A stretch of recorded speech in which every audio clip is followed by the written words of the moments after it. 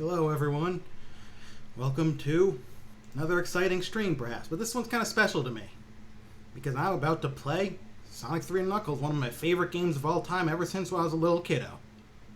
But what spurred this was me making a dumb tweet, just like real life. Where I made a smart-ass remark about people getting mad at old Sonic games for not letting you go fast 100% of the time.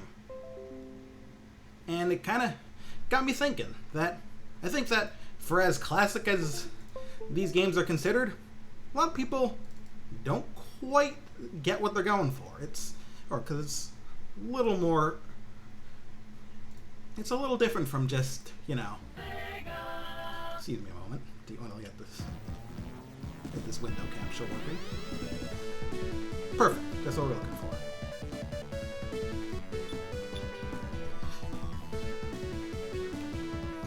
There.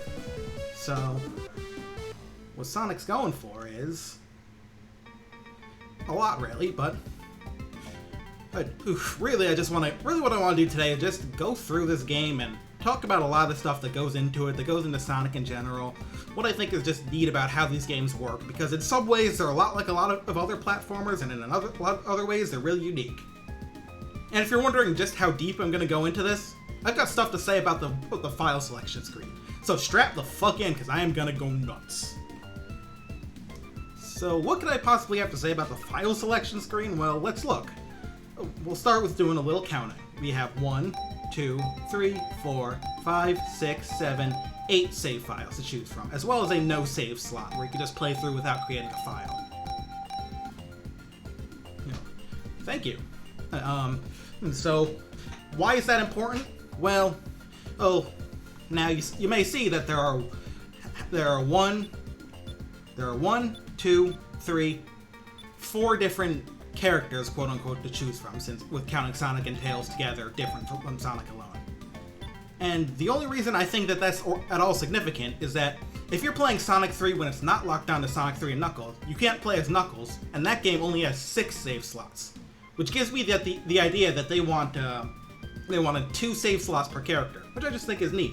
In fact, Sonic Mania even continues with this, in that the base version of the game also has 8 save slots for the Sam characters, and then with the Plus DLC it goes up to 12, adding 2 more for Ray and 2 more for Mighty. So this means that obviously it's good for if, say, 2 people want to play the game, but it's also good if you just want to play through it more than once with each character. And that's kind of what Sega wanted out of Sonic, ever since Sonic 1. After all, the games before Sonic 3 and Knuckles, other than Sonic CD, couldn't save at all. And that's part of the reason they even came up with the multiple path idea, especially in stages like Green Hill, Green Hill in particular, they refined to focus on that a lot because they knew it was the one level in that game someone would play every time they turned it on. So between that, then that's why the no save option is here, so you can just kick through it whenever. They want you to play through the whole game a bunch of times, even if you beat it.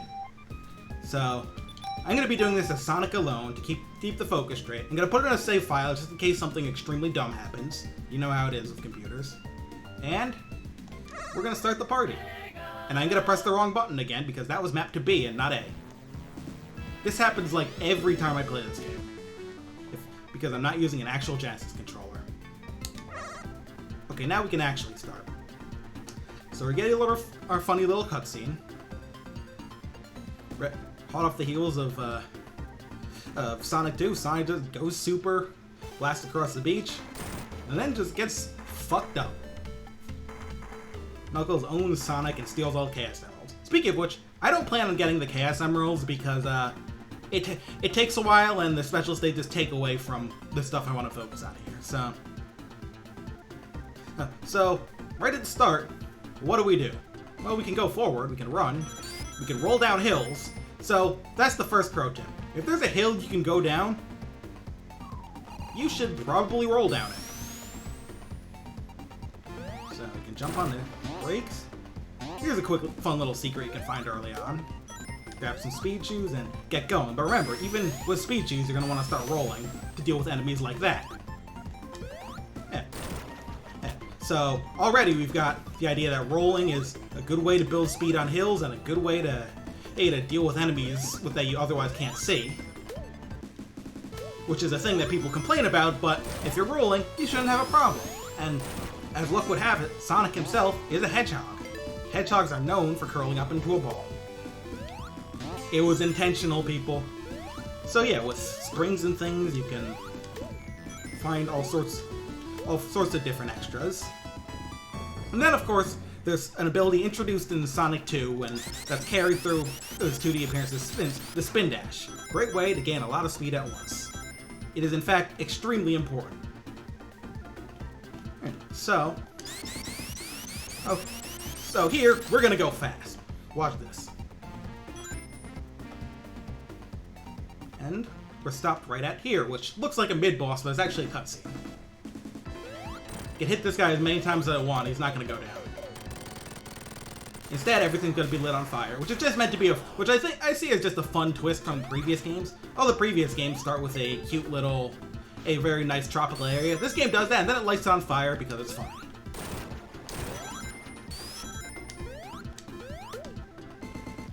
Yeah, that's a fun trick.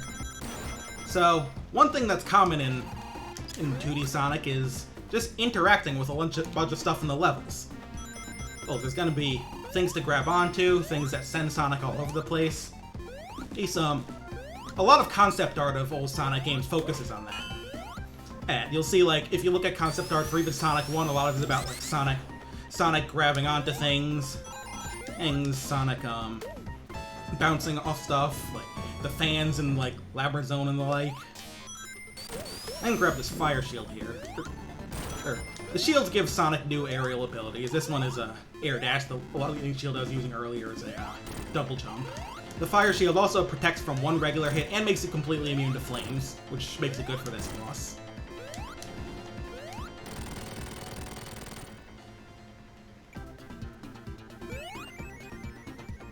And then there's a water shield, which protects you from drowning. Very, very good for those who like to be like Raiden and avoid drowning. If you can manage, anyway. And yeah, set pieces are kind of a big part of Sonic games. Like this, like just parts where they let you go fast and you don't really gotta think about it. I'm stopping here because otherwise the game kind of forces you to interact with the special stage, which is actually very smart design. Make sure, hey, this is what that looks like. And what it means, but I don't want to do that. Oh, look, a hidden spring. I totally forgot about that. Kind of want to grab on this and see where it goes. That's one thing about Sonic. You can just kind of see where stuff goes sometimes. Whew, that's a fancy one. Totally forgot about that. Yeah, see, that's the thing. There's so many ways through these levels that sometimes you forget about them. And see, that's one thing that makes these games work. See how I get hurt, and I don't really have to mind it because rings are everywhere? That's kind of one big thing that makes Sonic work. Or, even if you do get hurt, you don't gotta worry too much. It's chill. You can vibe. And, like, I think that's the secret of Sonic. People get all in their thoughts on what you're supposed to do in Sonic. You should be going fast, or you should be worrying about all your momentum. What you gotta do is just do what comes naturally. Roll down some hills, do some spin dashes, go do stuff that looks cool. You just gotta vibe with it. Yeah. Sonic is there to meet you every step of the way.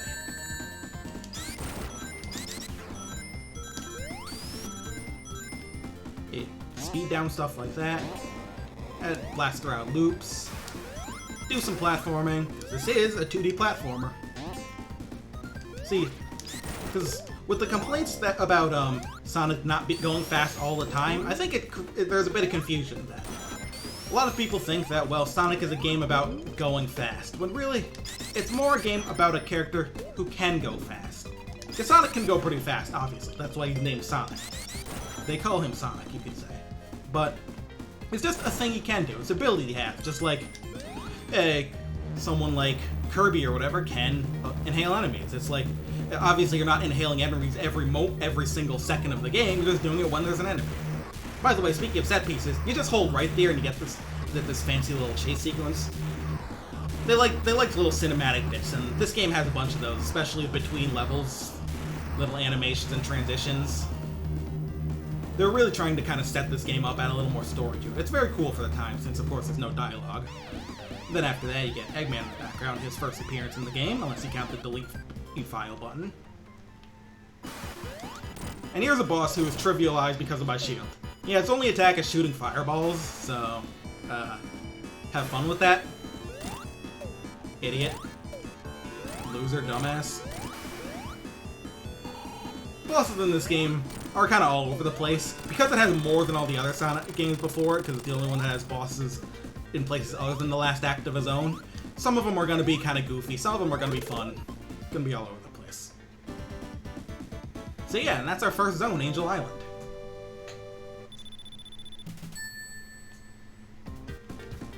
And so, Knuckles is here to cause problems, as usual. Yeah. Yeah, that's part of the reason I went with Sonic alone, actually. Tails just causes unpredictable things to happen sometimes. I don't want to worry about that. So over here, Hydro City. A water level, which the series is infamous for, but one of the more manageable ones. And then championships in the 90s. That's really cool. It's certainly not the kind of experience that I have. I was a little late to these games. My first version was actually the old PC version. Yeah, this is a great water level. It handles the water real nicely. And here's a path I actually only really took for the first time playing this yesterday to test it. Like, I just handled that section the same way so many times that I didn't realize there was a way to go up here. Yeah, Sonic and Knuckles collection! With the midis and the other songs that turned out to be from a oh my god, when that prototype released, I went nuts. I was like, holy shit, they were the original ones all along. If you don't know, basically, there's an old PC version of Sonic 3 and Knuckles called the Sonic and Knuckles Collection. And HRT. I assume you meant CRT, but you type HRT more. Or that you actually do mean HRT, and it's a really funny coincidence.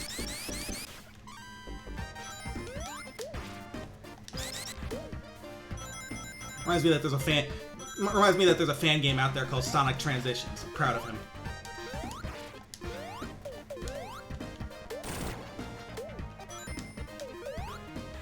Oops. You know what? That's totally fair. Yeah, the thing about that stream is I was on a train, actually. I remember when it all came out, so I was just I didn't have good enough service to actually watch any of the streams. I was just watching stuff come out, and when I heard that it was that music, I went nuts. So anyway, Hydro City, obviously when you're underwater, you're gonna take things a bit slower because you move slower underwater. But it's pretty chill. The water shield helps a lot, and if you don't have it, there's still stuff you can handle. Water sections are not as long as other games. You get to go in and out a lot, and the game lets you go fast too. And we even get a boss fight. This mini boss is honestly a little pathetic, and it's one of those that I tend to just be fine with getting hurt and abusing iframes, because otherwise I just have to wait longer, and no one likes waiting. Chaos Emerald counts as 0. I'm not going for this. Oh, I want to focus on like the main gameplay, and doing the special stages just kind of takes time out of that. Plus, transforming into Super Sonic will kind of get in the way of experiencing the game as I think it should be. Because Super Sonic is a little overpowered. One sec. So here we get a place where speed is used a little differently. We have to escape from a big crushing wall. So funny thing is, see that extra life I just got? There are actually minor layout differences between this stage and Sonic 3 and Knuckles and when you're playing it as Sonic alone. Perhaps they decided it needed a change and included that on the Sonic and Knuckles cartridge. Well, you know what that extra life is in Sonic 3 alone? It's a frickin' horizontal spring pointing left to just screw you up. Like, what the hell? Yes, the fucking spring.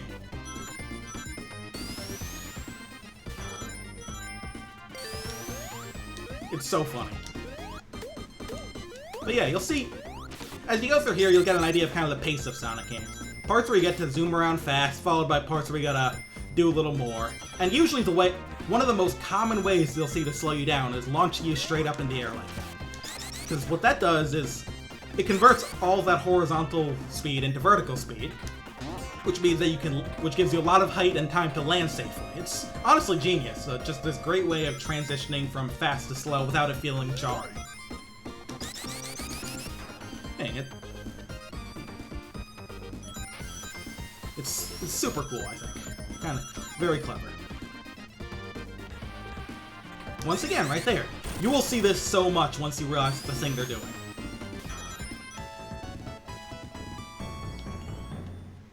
Like, oh my god. It is just, like, constant. You're probably about to see it again. Yep. Nice bounce.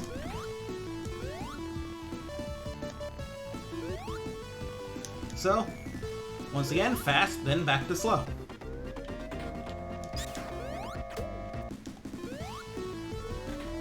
Oh, so, and then here, there's some more level gimmicks, these fans. Again, like, see, one of the things that makes Sonic 1 a little tough to go back to is that some levels will, like, focus a lot on the... In Sonic 1, they'll focus so much on, like, just the platforming and gimmicks or something that you won't have the chance to go and do a lot of fun things. Go fast like that. Future games, though, they tend to integrating stuff more.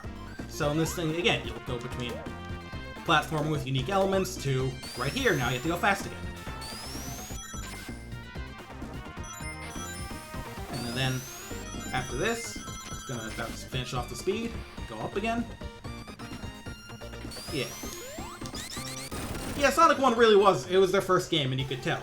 Oh, like, they've even said, like, Green Hill was like it was, but they weren't confident they could do 6 zones with the philosophy of Green Hill, so some they made focus more on, like, regular platforming. And then, as they got a bit smarter, I'm gonna duck into this doyless stage just to try and get another extra life because I'm greedy. See if I can grab a few rings. I think getting lives is good and fun. Everyone should consider getting a lot of extra lives.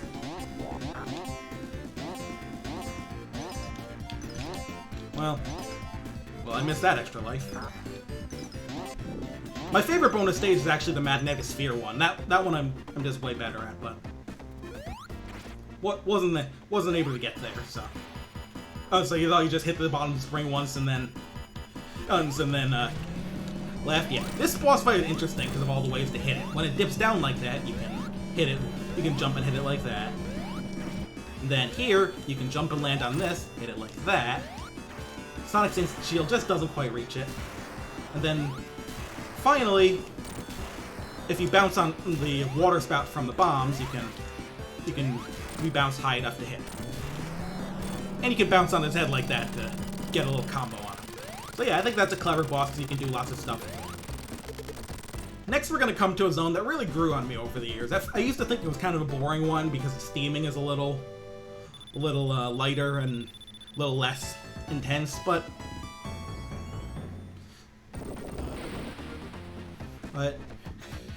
yeah. See? And welcome to Marble Garden. I've come to really love this place. I love this music. It's super chill. Love the big hills like this. And this place has some neat gimmicks. And there's lots of ways to take it around. Sometimes there's a couple of weird movement bugs in this game because it's kind of bursting at.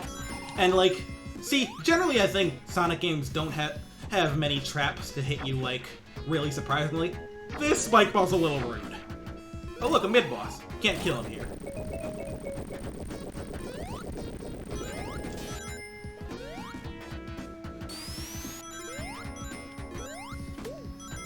Oh yeah, fake springs. Those are some of my favorite enemies. Fun fact about the fake springs is that jumping on them doesn't actually touching the fake springs. I meant fake spikes, excuse me. They make the springs sound confuse me. But the fake spikes, the fake spikes don't actually hurt you if you touch the spike bar. You just bounce off like a little spring. The only thing that hurts you from them are the little bullets. I know, right? Rushing games has been like such a long history of this series. It's why I actually have some sort of hope for Sonic Frontiers despite everything, because as they first said, development was happening back in, what was that, like 2019? Whatever year Team Sonic Racing came out, they were like, hey, we're making the next one, and then like they actually were? Like, isn't that special? Multiple years on a Sonic game. Even then, it's still like not like a super long development cycle for AAA game, but it's like the longest development cycle that literally any Sonic game has ever had, and that's kind of sad. Yeah, these tops, they go up when you run on them. When they touch the ground like that, they go really fast and can break through certain walls and then spin around parts like this. Here I usually get off. Yeah, there's spikes there, so.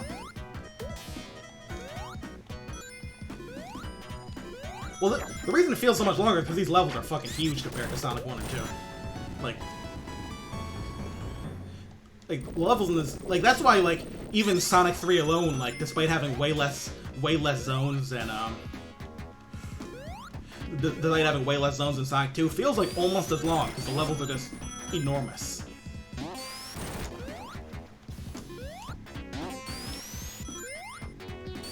Exactly, yeah, these levels are just fucking big. Like, I'd be hitting the end of, like, any Sonic 2 and several Sonic 1 stages by now. At 2.5 minutes, but nope. Gonna spend a bit longer, and this is only the third zone.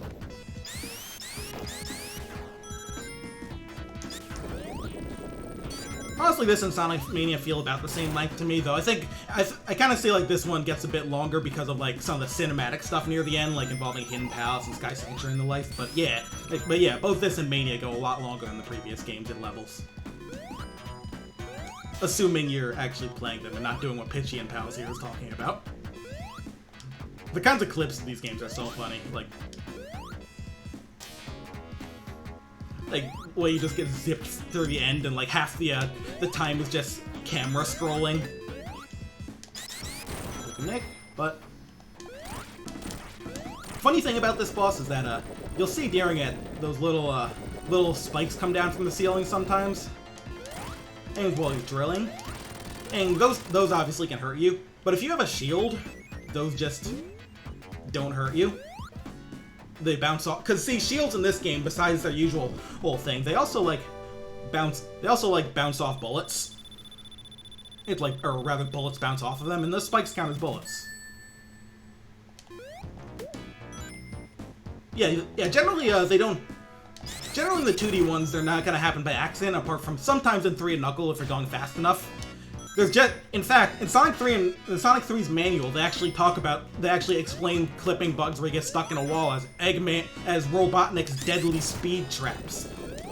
And that the only way to get out is to reset the game. Which is really, really funny. Oh wait.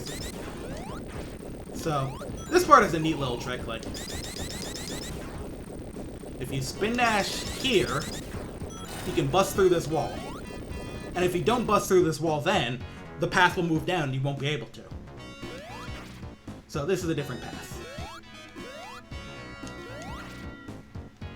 Well, this arrow says go here, don't see why not. But yeah, I love that little shortcut. Here there's just some special things to find. And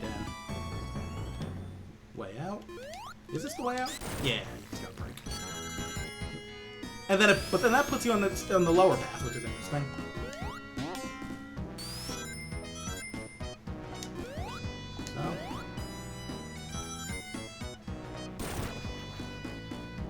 Yeah, even like the 3D Sonics that like largely hold together, or which is like basically to me is like any of like Unleashed and the ones after it hold together way better than the ones before it.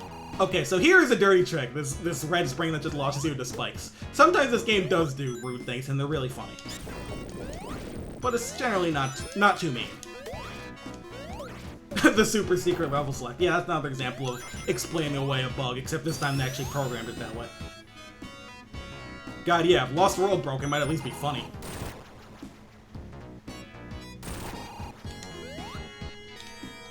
These enemies are kind of annoying. I will say that they are a good reason to be those little, like, spike bubble guys. They're a good reason to be a little annoyed with Marble Garden. But I just love, like, the parallax landscape in the background. the beat of this music. This melody in particular, beautiful. Oh, God. Toho Lost World. Oh yes, this is the bonus stage I like. Here's definitely a test of Sonic physics. Use these little guys to launch yourself over the place. Funnily enough, I actually saw some footage of a sort of like Super Mario 64 inspired 3D platformer that's on like DL site or something. It looks unbelievably like jank and amateur, which like rules. I think it starred like Notori or whatever. I just look at it and like, wow, this is the most amateur thing I've ever seen. I love it. Like Toho gacha games with like big production values and famous voice actors? Nah. One guy making a Super Notori 64 in his bedroom? Hell yeah. Also, the last ring things in these, if they give you rings, they give you like 80 of them in a single item. So going to those is getting a huge amount of gets you a huge amount of lives. It rules. Yep, those are from the bonus stages. Mania pulled like so many things from old games that you wouldn't even think were from them, even in levels where they weren't like originally. Oops. Like in fact, there's a lot of things from Marble Garden in Sonic Mania, even though Marble Garden is not in that game because they used them in Act 1 of Stardust Speedway. Like a lot of the switches and the pulleys and things. Whoops. These guys are assholes, I mentioned that already. They're called Bubbles, and they're rude.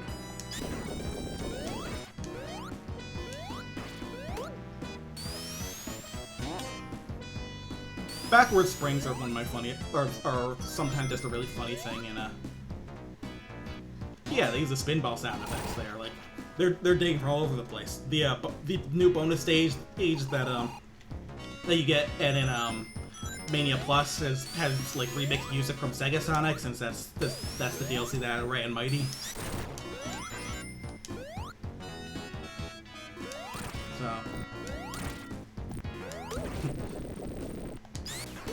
one fun fact about the fake spikes is that you can actually tell the difference between them by the color. They're like kind of a shade of blue compared to the lighter color, the lighter actual spikes. All right, time to use the speed a little differently. See, one thing I've realized, to paraphrase some old politician, but also kind of flip it and not really be the same thing, ask not what you can do for your speed, ask what your speed can do for you. And in this case, speed can help you not die. The fire shield will make some stuff easier here, but yeah, it's... When I was a kid, that section, because what's going on there, you might not have even been able to see it well. I'm sorry about that. I'm simply too good at video games. Well, anyway, in that section, the ceiling is lowering and it'll crush you if you're too slow. Alright, it's the boss that sucks. This boss sucks. But you can make it suck less by hitting it a bunch here.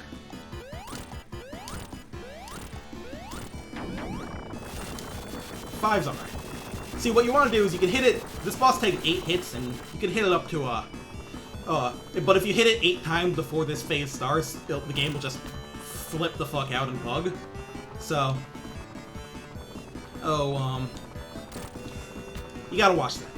Gotta hand... If you can hit it 7 times before it flies off, though, that rules, because you just gotta hit it once, but... Yeah, conceptually it's cool, I just found it kind of annoying to control. And yeah, with Tails it's kind of a lot.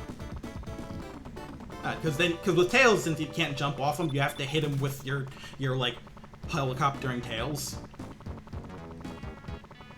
Also, I remember wondering what would happen if I did this with Sonic alone, and Tails just shows up anyway. But, since I'm Sonic alone... Bye, Tails! I love you! Alright. Welcome to Carnival Night. The first zone with "this was probably, but not technically confirmed, but really probably" music by Michael Jackson. It's a bit of an infamous zone, both for a specific part and just for being generally gaudy. You know, I'm not sure how that fight handles 2-player. I mean, I didn't play this game co-op that much. I mean, my brother was still around when I played it, but I don't know, just didn't get the chance to. I ended up being way more into it than he was. So I don't know a ton about, like, the ins and outs of co-op. Anyway, this zone, like, I used to not like it, not even necessarily because of the infamous barrel, but because it's, like, really gaudy to look at, and I don't love this music. It did grow on me some. Like, I like the beat of the music, it's just a little goofy on top of it. I like the beat and, like, the frickin' crunchy-ass samples. Oh, man, the slope glitch in the speedrun, yeah. But this being one of the supposed probably Michael Jackson songs also means that the music was different than Prototype and also and therefore the PC version. And yeah, I like that one a lot better too. Beta Act 2 music, yeah.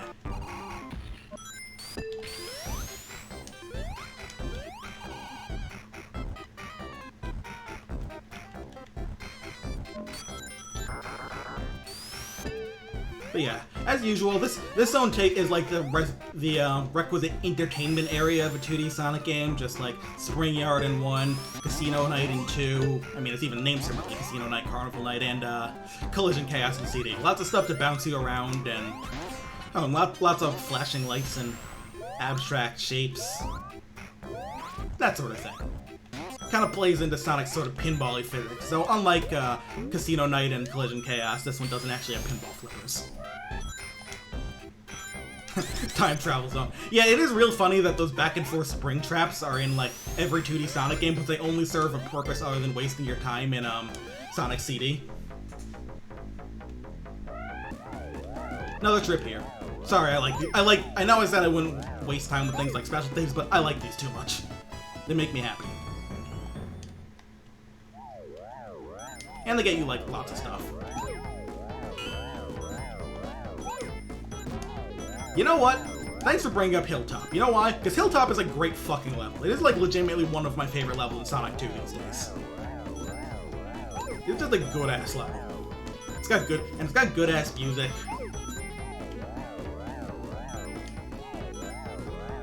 It's funny, maybe you saw it and that's why you're making that joke, but supposedly on his podcast, Ian Flynn mentioned sometime that, like, there's some sort of specific reason that Silver keeps going back to the past to solve problems. And, like, it said it was something that really surprised him, even. And that it'll be a while, but he's hoping to reveal it at some point. So that probably means, like, so it could be in the comics, but it could be in the games, since he's writing for those two these days. Oh yeah, I've seen that Sonic Speed Simulator in Roblox. The level design seems kind of inconsistent, but yeah, Hilltop looks really good. Like, some levels seem... Oh, cool, I found that. I don't want to do this. I had one job.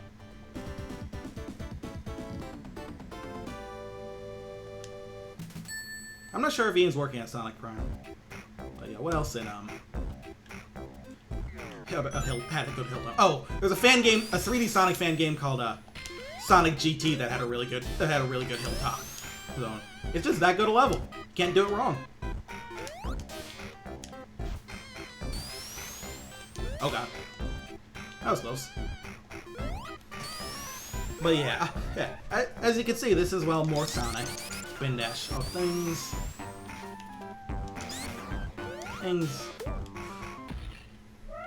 Yeah, Sonic GT is fun. Feels very interactive without like the whole momentum thing getting too like obtrusive like some 3D fan games do. All right, time for a puzzle boss. See, this thing is you can't hurt it yourself, but what you gotta do is you gotta hit its Robo-Dick there, and then it'll stop, and you gotta wait for that weird top thing to bounce into it. Thoughtfully to make up for the fact that you have to wait for it to do the work, you only have to hit it 4 times instead of the usual 6. So, we're good. By the way, it looks like I was really close to another extra life in terms of rings. I actually wasn't. This game only gives out extra lives at 100 and 200 rings, not any 100 after that. It's weird.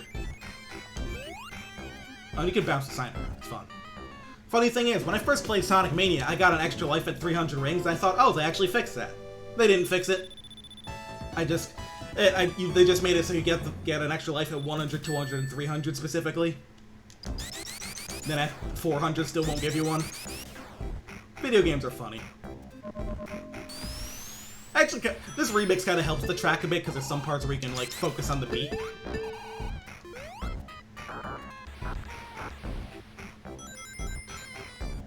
No problem. See y'all later.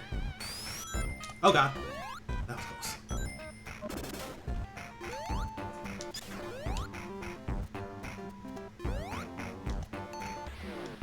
If you abuse, like, if you're either lucky, usually the best way to get more than that is to be lucky with, like, any Sonic game that has gambling. Like if like the slot machine bonus stage here, or actually even the magnetic spheres is great for them because of like the super high value ring items near the end of them. And yeah, the boost games, like, they tend to throw rings everywhere.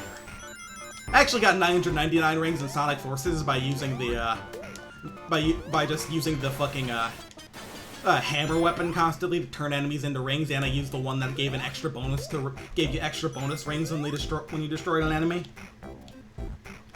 I actually got 999 rings out of it and got enough points to get an S rank before even getting like any end of level bonuses. It was really funny. Oh yeah, here's a fun little thing about those barrels. Theoretically, they're physics objects, but in practice, you actually have to press up and down on the D-pad to make them move, which is really weird. So if I had to hazard a guess, I think they wanted it to let you move them with physics by just jumping on them. Like that's what I think the intent was, but this game, as is mentioned, was rushed a lot, and they probably weren't able to tweak the physics or the layouts enough to make that work well. So they include the up-down thing out of the failsafe, and went, gee, I sure hope players figure this out. By the way, funny thing about going underwater, you lose both fire and lightning shields if you go underwater, so it's not like getting hurt, they just vanish, so might want to grab the bubble shield here. So yes, technically, every zone in the Sonic 3 half of Sonic 3 and Knuckles has water, except for Marble Garden. But, in Ice Cap in particular, the only water has a pit below it, so it's not like you're ever gonna actually go through it, but it's there. But, Angel Island, obviously Hydro City, or Hydrocity if you prefer puns to descriptions, and Carnival Night, and Launch Base all have water sections. It's kind of interesting, and then it makes it even funnier because the Sonic and Knuckles half literally has no water at all.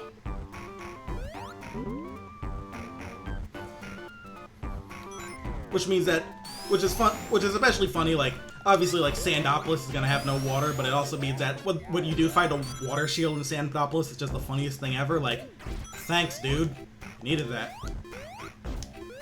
Save me from drowning in this desert.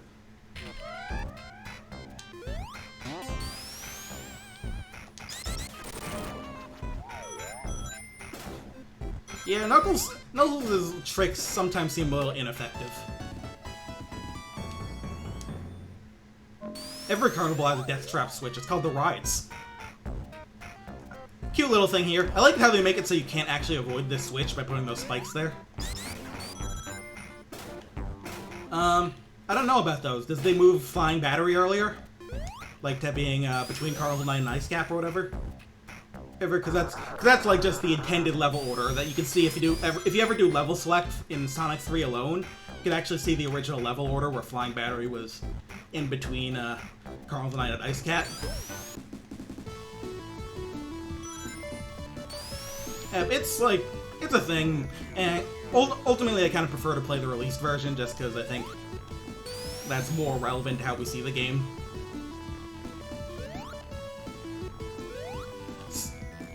Ooh, that was close. Seeing like old plans made happen is kind of fun as like a what if, but at the end of the day, what we got was what we got, and I think that's also worth going through and looking at it. Plus, like, I don't think I want to go from Mushroom Hill straight to Sandopolis. Don't like that. Don't like that idea much.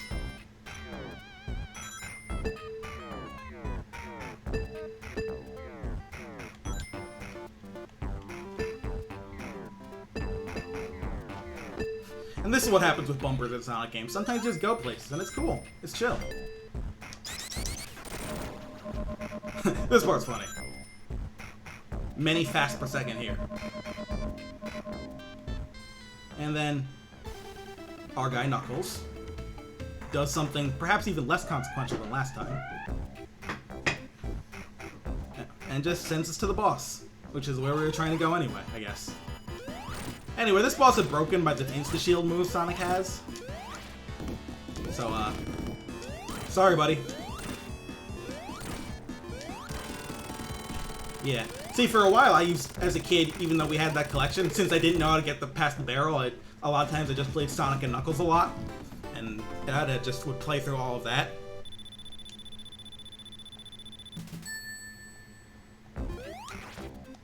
And so, apart from like me playing all through of 3 Knuckles as Knuckles, because Knuckles just doesn't have the barrel trap, so good for him.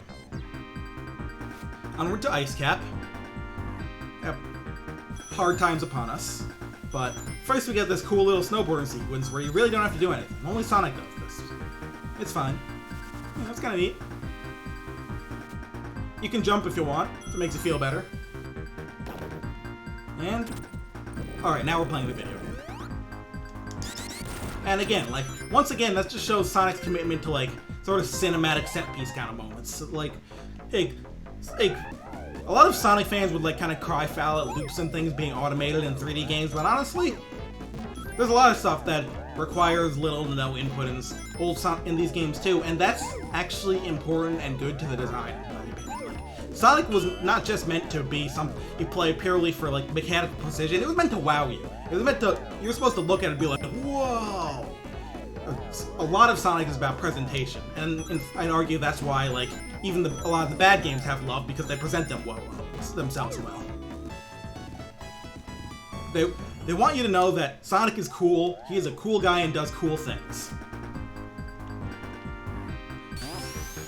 And that's what he does.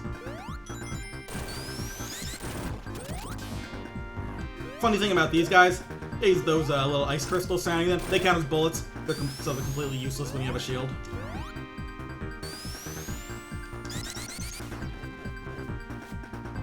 This part I think it is? No, I'm thinking of a different part. Here, that part you'll slide down infinitely if you don't jump on this platform to break that wall. A couple of infinite scrolling puzzles like that that show up here and there in the Sonic series. Sick combo. This launch phase and a couple songs we won't hear that are only used if you're playing Sonic 3 alone and Carnival Night, like we already mentioned, these sort of Michael Jackson's ones. So this one is actually from someone else he worked with named Bragg Buxer, which you can tell because he had like a small band that had a song called Hard Times that is literally just this. It is literally just Ice Cap. Look it up. Hard Times by the Jetsons, like the Jetsons but with a Z instead of an S. Aww. That's a secret path you can take by jumping right there, but I almost always miss it. I think I've made it there like once. And there are a couple of like neat little tricks in Sonic games where it's like just, hey, if you're back here, you get to see something special. And I'm pretty sure it just meets back around here like anyway, so it's not like you go to a very different path in the level. It's just, but I think there's some items there. Another level, another gimmick. One thing that makes Sonic good is that it's very good at giving all its levels just unique things to interact with and do. Another reason it's not just all about speed, because whenever people talk about a Sonic game, a 2D Sonic game that is just always about going fast all the time, I think about Sonic Advance 2, which is a game I have fondness for. I played it a bunch as a kid, but whew boy, it is a type of game. But one thing about it is that nearly every level feels exactly the same to play because, like, hey, you're almost always running, launching off the same ramps and doing tricks and reacting to stuff. The City Escape trick ramps are like a prank. Why do I even have those? But yeah, like, part of the things that make Sonic levels unique are the parts where you have to, like, do unique things. Oh, this shield breaks its claws. Nice. And then I get hurt. Oh,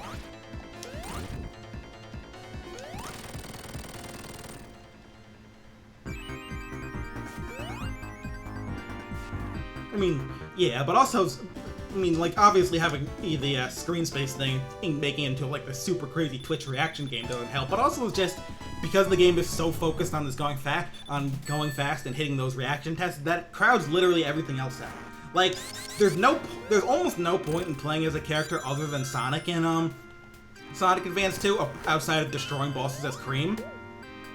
And that's because, like flying, gliding, climbing, stuff like that, it's just slow, and you're supposed to do it fast. The giant caterpillar, like the one in Mirage Saloon Act 1. Never found that boss too hard, or no. Unless it's like you fall off the plane or something. At which point, yeah, the sky version of the sky chase plane in Mania does some stuff. Oops. Funny, cute little thing is if you get a hit while you have a lightning shield and there's some rings following you. Also, my ring count is really nice right now.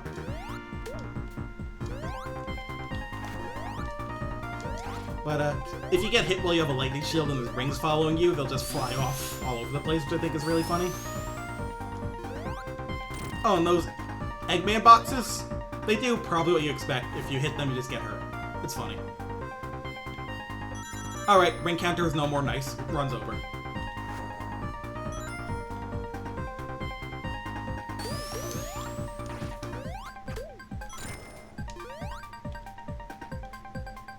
Yeah, they're funny. Like, sometimes video games are allowed to be funny.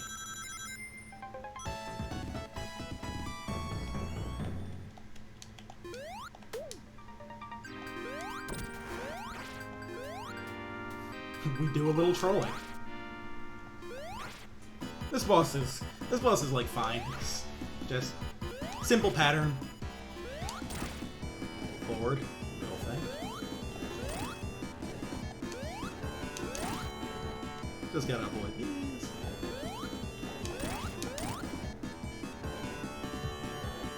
Oh no, it's like, let's talk about Earthbound again. Jokes at the player's expense. Really, with the Eggman boxes, it is. Yeah, like the Eggman boxes, like, I think it's funny because, like, if you really don't know, like, the first time you're just gonna hit one and you just get hurt and you're just like, I don't know what I expected. That's kind of the thing about it. It's like, you don't know, like, if it's your first time, you don't know, but then at the same time, you feel like you kind of know, but at the same time, you have to know for sure.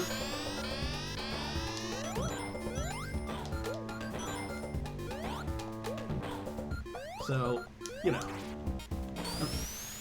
Anyway, here's Launch Base, another, or most probably Michael Jackson song. I actually really like this one. It's the one that I think is unequivocally better in this than in the beta. I don't actually like the beta Launch Base music all that much.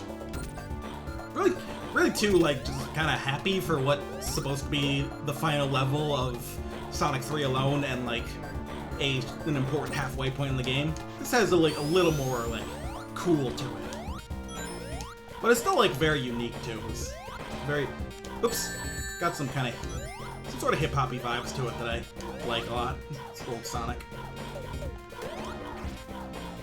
Here we introduce a mechanic. Boom.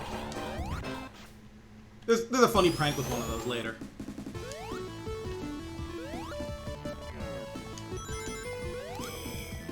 You know what, that would make sense, like, I mean, we literally know it was because, like, that build still has a flying battery in it, although, albeit in a very early version of it, it has that song, so. There's a path actually through that tube I just walked on, but I'm going up this time. I think I went through it last time I played. If you spin dash on those alarms, those birds just dive bomb into you and die, and you can just get free points like this.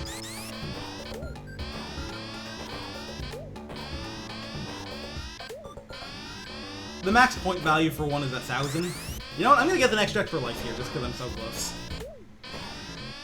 Because every 50,000 points is an extra life. And this is why you don't play old Sonic games for score.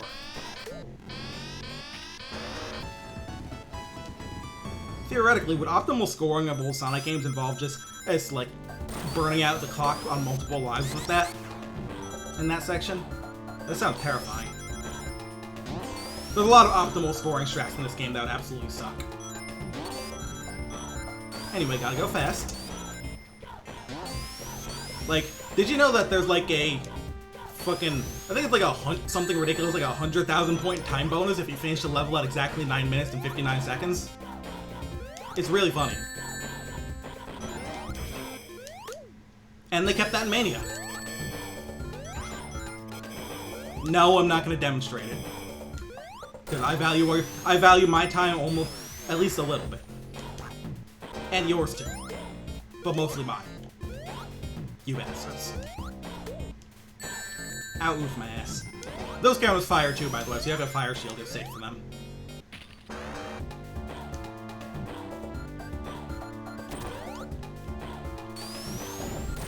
I only wasn't sure of that when I was young, because they don't quite look like most of the fire in this game. They look more like weird lasers. Well, that was mean, I think. Yeah, that, this time stops after you beat a mid-boss, but, you still have to beat the boss at the right time. Which is annoying. Like, I think that's why that sort of thing would probably be way less annoying to do in, like, the previous games, because they have levels without bosses, but this game doesn't have those, so. Oh. You have to finish off a boss at the perfect time. God, can you imagine doing it on a boss where, like, you don't attack them directly? There's, like, a small handful of those in this. Ugh. Like, imagine doing that on the Carnival Night Act 1 boss. Having to time that with the fucking top? Like, hello? You'd have to come up with such a specific strategy. Hi, Eggman. Bye, Eggman. See you later. Hi, Knuckles. Who gave you a bomb, Knuckles?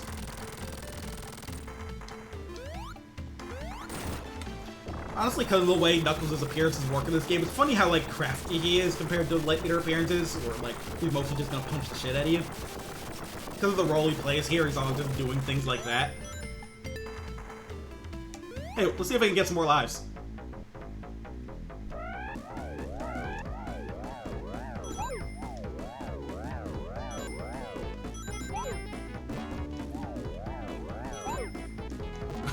Knuckles literally, unlike Sonic Island Chuckle, Knuckles chuckles in his first appearance. It rules.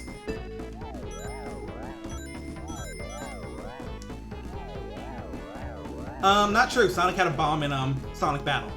All members of Team Sonic have wielded explosives.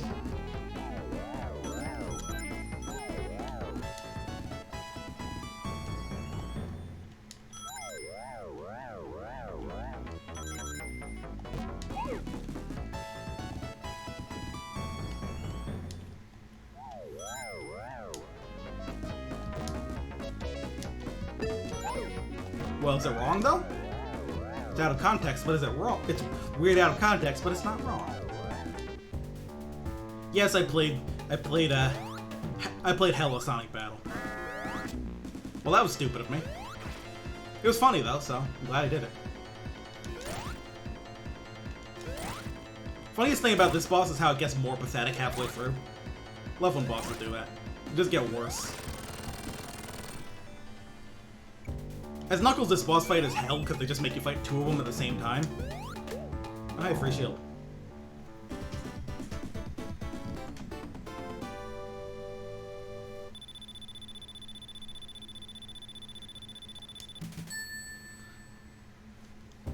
Sonic Battle is certainly one of the Sonic games of all time.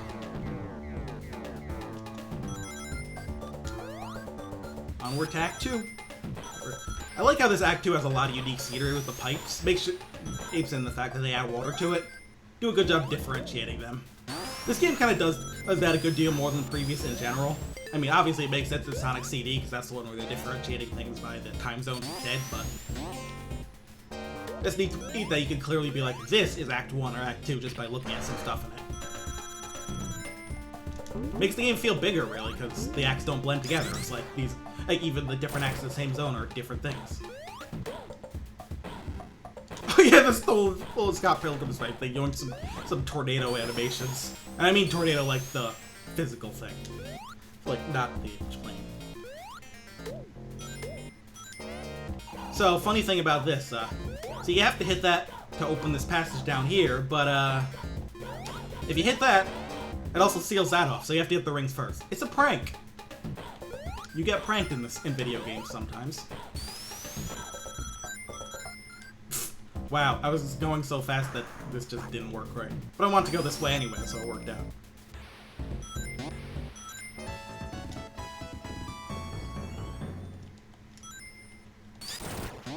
We do a little trolling. We commit a little tomfoolery here on our Sega Genesis. Mega Drive for you folks around the world.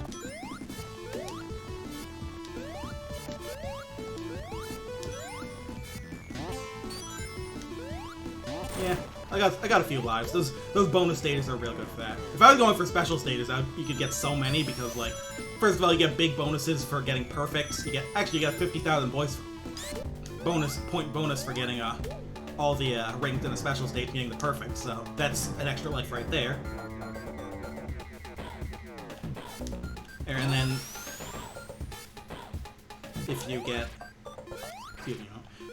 get it. Oh wow. I don't know how it didn't hurt me. Don't worry about it. Maybe there's a funny little thing there. One thing I did regularly when I was replaying Sonic Mania a lot is take a screenshot whenever I got 69 lives and then just paste nice on it with the Switch's photo editor.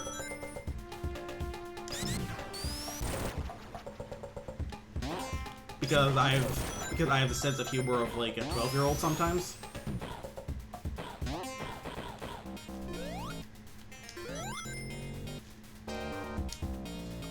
One thing I like about this game, the insta-shield beats can actually beat Orkanauts like that without needing, like, invincibility or getting hurt. You can just pop them.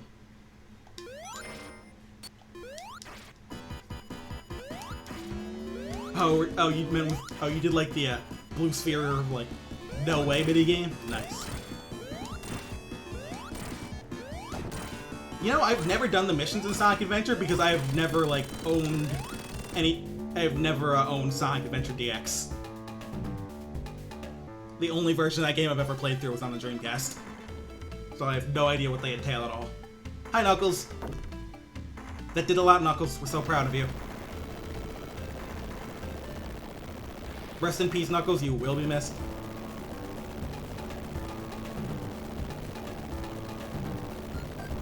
Now, in Sonic 3 alone, you'd fight 3 bosses here. In Sonic 3 and Knuckles, you only fight 2. No, I still don't have the PC version of Sonic Adventure 1, even though it's been on sale for like a quarter probably. Just playing on I played it on the damn Dreamcast because it kicks ass.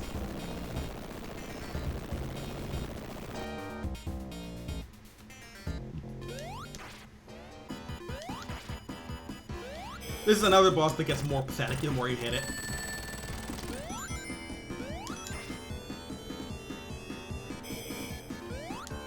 Yeah, big arm is not in 3 and Knuckles.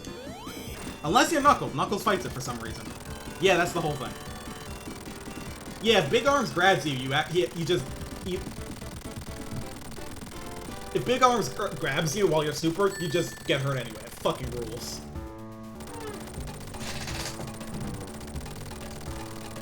We're at the halfway point here.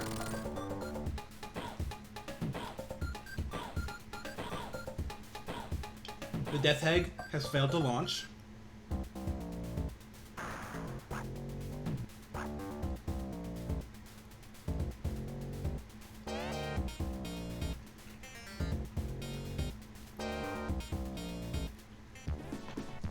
And we enter the Sonic and Knuckles half. Tails gives us a save and flies off again. Bye, Tails. Now here's a little bit that's only in Sonic 3 and Knuckles. He's looking. He's scheming. He's got something to hide. Whoa! But that's not my problem. That's only available in Sonic 3 and Knuckles, because after you get the Chaos Emeralds, you can get the Super Emeralds, which let you break the game, like absurdly so. Like now, how I said like clipping glitches can sometimes happen if you go really fast. Hypersonic is like the funniest way to get those. It's just a fucking air dash. It is so fast. Meanwhile, for your Tails, you just have automated murder surrounding you at all times. Knuckles can just destroy everything on stream. Probably the least impressive, but still kind of fucked up.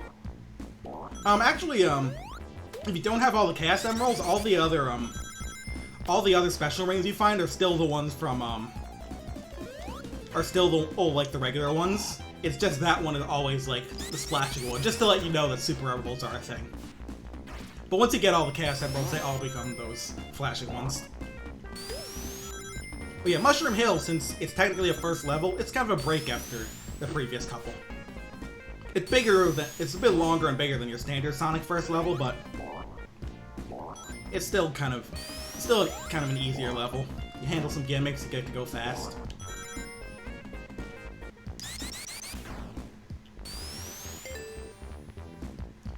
No, I'm gonna sit out that bonus stage this time. Don't want to break my flow here. Keep on going. And that's kind of a funny way to stop you. It just slams you into the ground.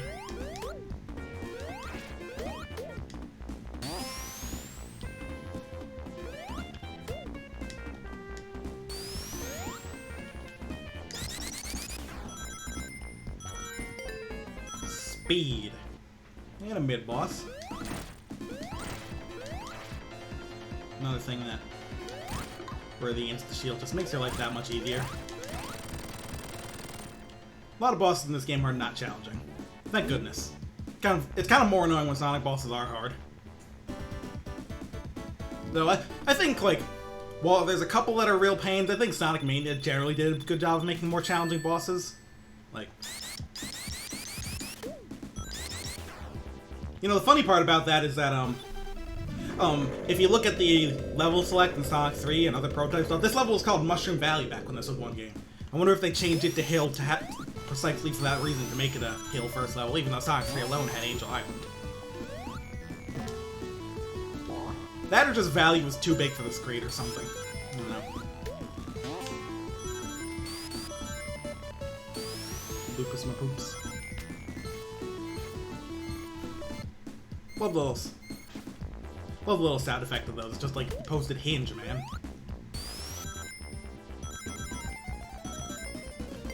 But yeah, another way you can tell this is meant to be like an easier level. Lots of stuff where you can just get to go around loops and shoot all over the place. Very Speedway kind of level when you get to do that.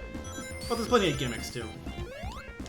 Like that particular enemy that blows wind around, or these little chain things, which when I first played the game I just couldn't beat because I didn't know about the spin dash yet. Because you have to spin dash to get out of those.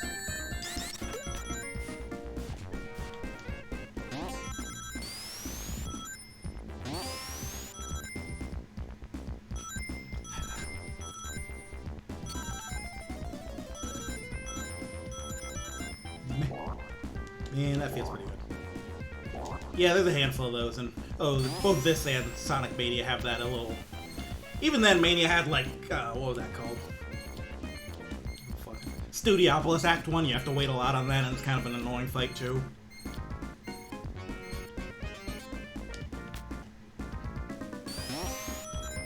But I think it's just because, like I said, these games, Sonic 3 Knuckles and Sonic Mania have so many more bosses than Sonic 1, 2, and CD that it's kind of just guaranteed to have some stinkers after a while.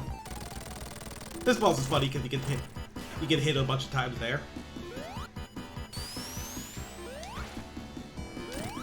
Hey, see this kind of thing where I'm running along and chasing the boss? If you think that's cool, you should try Sonic Advance 2. Every boss does that. Except for the final one, for some reason. It's weird. But luckily here, the ground is flat. Which is more than I can say for Sonic Advance 2. See, what Sonic Advance 2 and also that Studiopolis Act 1 boss really makes it annoying is that, the ground isn't flat in those fights when you're running, and when you jump off sloped ground, your angle is different. So if an attack is coming at you at the wrong time and you try to jump over it, you'll end up somewhere else, and it's really, really annoying. Like, there's a problem with the friggin' Techno Base boss where it shoots those annoying little, like, projectiles. it's really hard to jump over them properly, because if the level just happens to have a hill there, you're fucked. Unless you deal with it perfectly. Here's Flying Battery. Very action-packed level. Oh, get this monkey bar swing to get yourself moving. Cute little detail I like about this one. Those enemies that shoot at you, they actually like launch out a bullet casing when they fire, which I think is neat. It's kind of a rare detail in old 2D games in general. Also, this level, since it's, you know, an airship, it actually has some bits where if you miss jumps, you'll die, like here. Like, you fall down there, that's just a pit and you die. That's pretty rare in this game in a lot of zones, but here it's more common for reasons that are very logical and make sense. See? Like, if you fuck up, that happens. If you're just a total, complete fucking moron, an absolute dumbass who can't play video games to save his life, if you're some doofus like that, you'll do that. So we can pretend that didn't happen, right?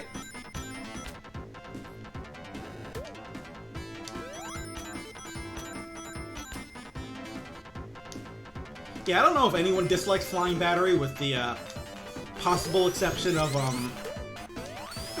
Flying Battery Act 2 and Mania, because like that level could just run really long if you don't know where you're going, and like I've definitely seen people like time out on it because it's a fucking enormous level for some reason.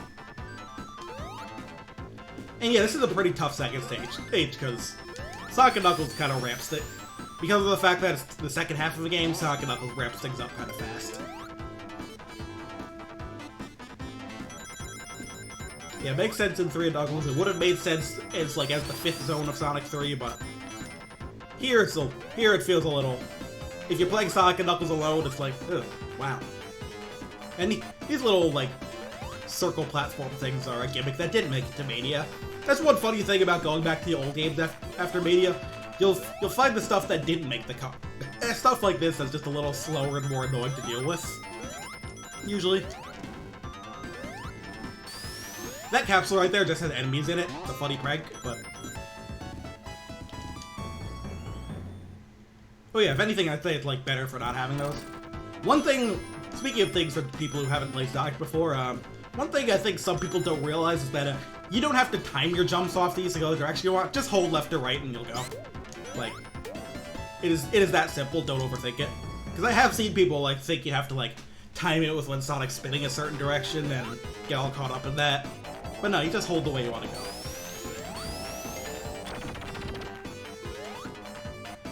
I don't have a lightning shield for the double jump, but I'm not Tails or Knuckles, so we're going down here.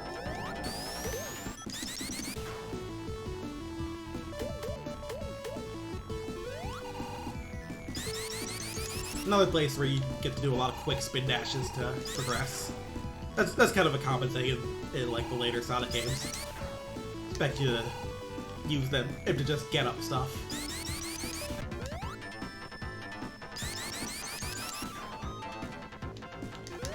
Like that. Up and over.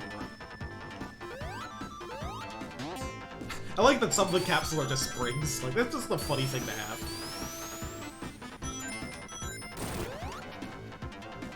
Yeah, there's a lot of raps to this stage. Here's a funny one. Be a little patient. And... platforms. And go up here. There's a couple spots in this level, in this zone with that. Oh, and here's a really funny secret. There's just so many weird little things in old Sonic games. I'm not going for special stages, but I just had to show that off. But yeah, it's basically like... It's why like these games aren't really just about going fast. There's just a lot in the levels that the game wants you to mess around with. And look, there's another one here.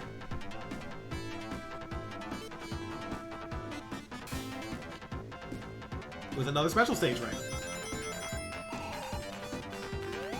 And a bunch of capsules here.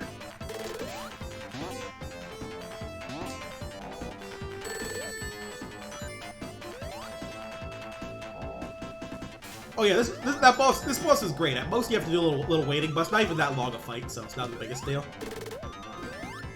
And plus, like, it just fits with, like, well, we'll see what... If you don't know what we're talking about, well, you'll see it in a few minutes. Probably shorter than that. I should be near the boss soon. Even though, I'm gonna be honest, I have... This is the one thing, I have not seen this part of the level before.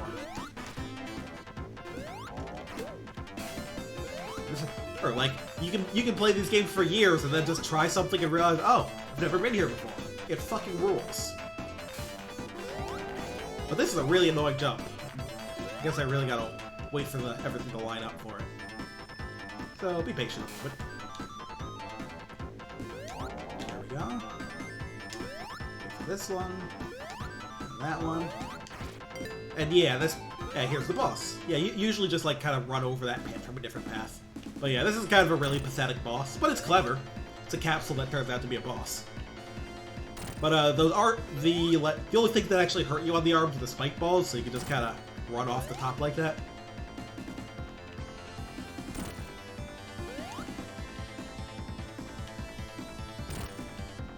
Oops, I counted wrong.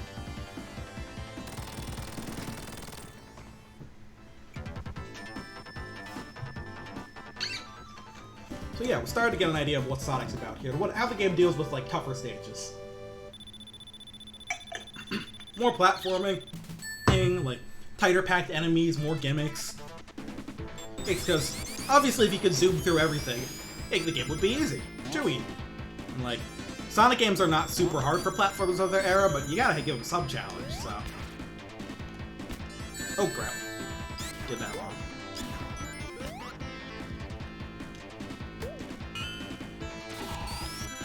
But of course, despite all these additional challenges, additional things that can slow you down and take time, there's still spots where the game will just let you cut loose and zoom around. I think that's a big part of Sonic. The idea that sometimes you do just get to rip the fuck out. And yeah, another gimmick that didn't make it to Mania. These fucking things. And cylinder platform crushy bullshit. And I think someone working on the game just like, hey, you know what people don't like? Waiting. Oh, this part's fun. Yeah, you do just die if you fall down there. So, take it easy.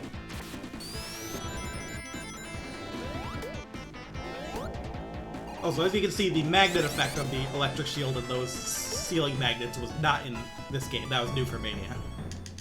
For those who played that. Oh yeah, this bit. Yeah, Mania decided you don't need to do any of this shit. Probably a good choice.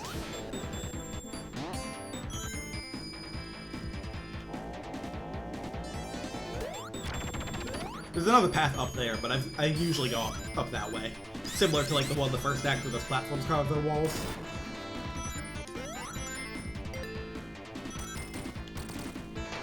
These things are cute. Like, there's some gimmicks that are like that, where they're mostly just used for parts where you get to go fast, which I think are clever.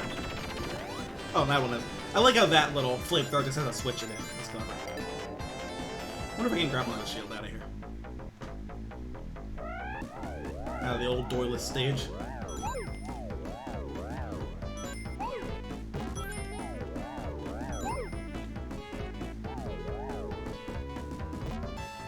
Jeez, all these just empty bubbles. It's really funny. Yes, the water shield, the least useful shield in Sonic and Knuckles. There's no water in this half of the game at all. We're never gonna see any water again straight through till the end. Just isn't gonna happen. God, I'm getting jack shit today.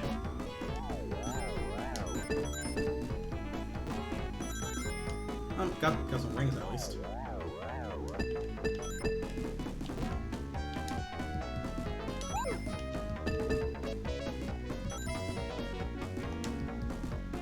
Anyway, these top two always have either ring items that are worth 80 or an extra life item, so they're always worth getting. And look, there it went over 300 rings, didn't get another extra life.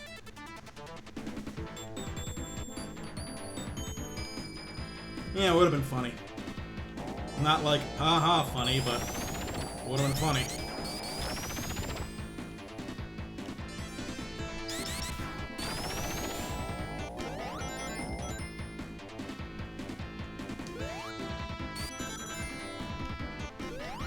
This spike is not being pushed. Sorry, buddy.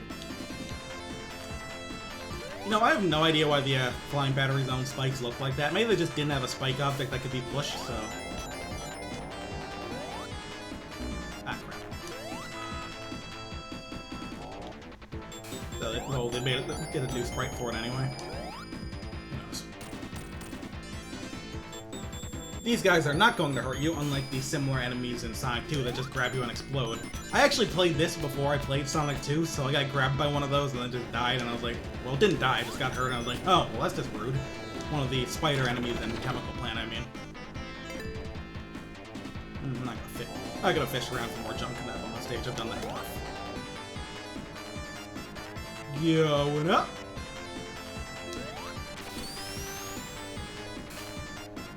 If you don't get up there, Sonic, that's kind of your only chance, but, I mean, I don't need to, but I did.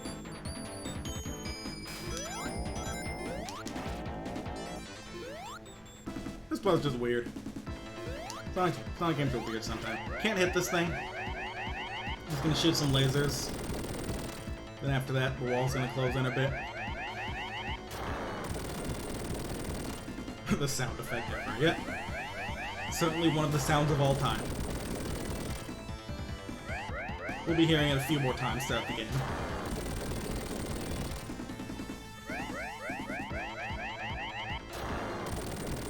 Exactly, this level is just an apology for Wing Fortress. They're like, what if it was good? This, like, even made a version of this boss that didn't suck.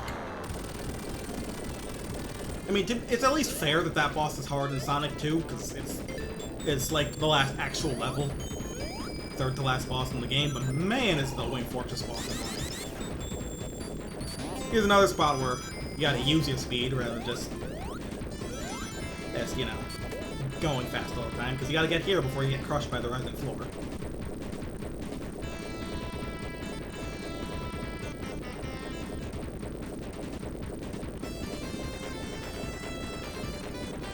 Alright, we're safe till the boss, basically, so.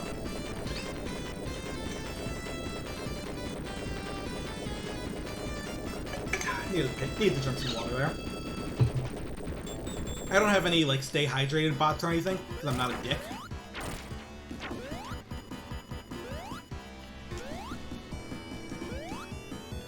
Oh god, not that.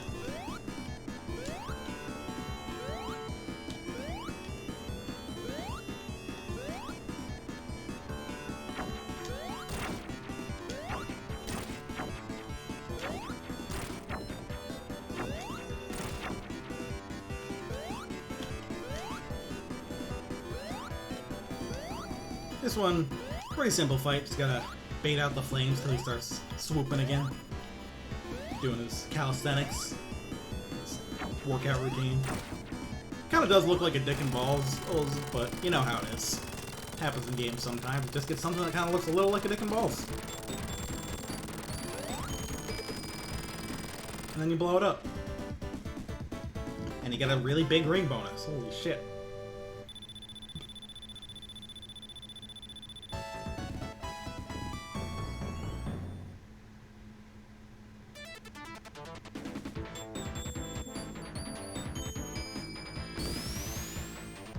Onward to what is, as far as I'm aware, seemingly the most hated zone in Sonic & Knuckles.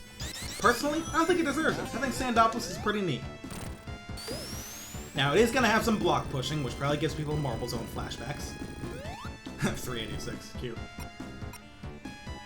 But, overall, it's just... Act 1 in particular is very expansive, fitting the desert theming. Lots of paths. Isn't things to go, ways to go.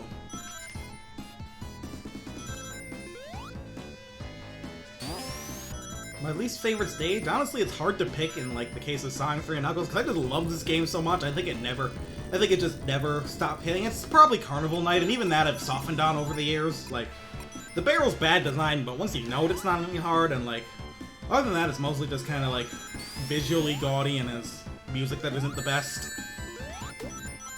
But yeah, Carnival Night is, like, about as bad as it gets, and it's still, like, fun to play because this game's inherently fun, so. Yeah, this level expects you to do, like, a lot of different things. Jumping up these quicksand chutes.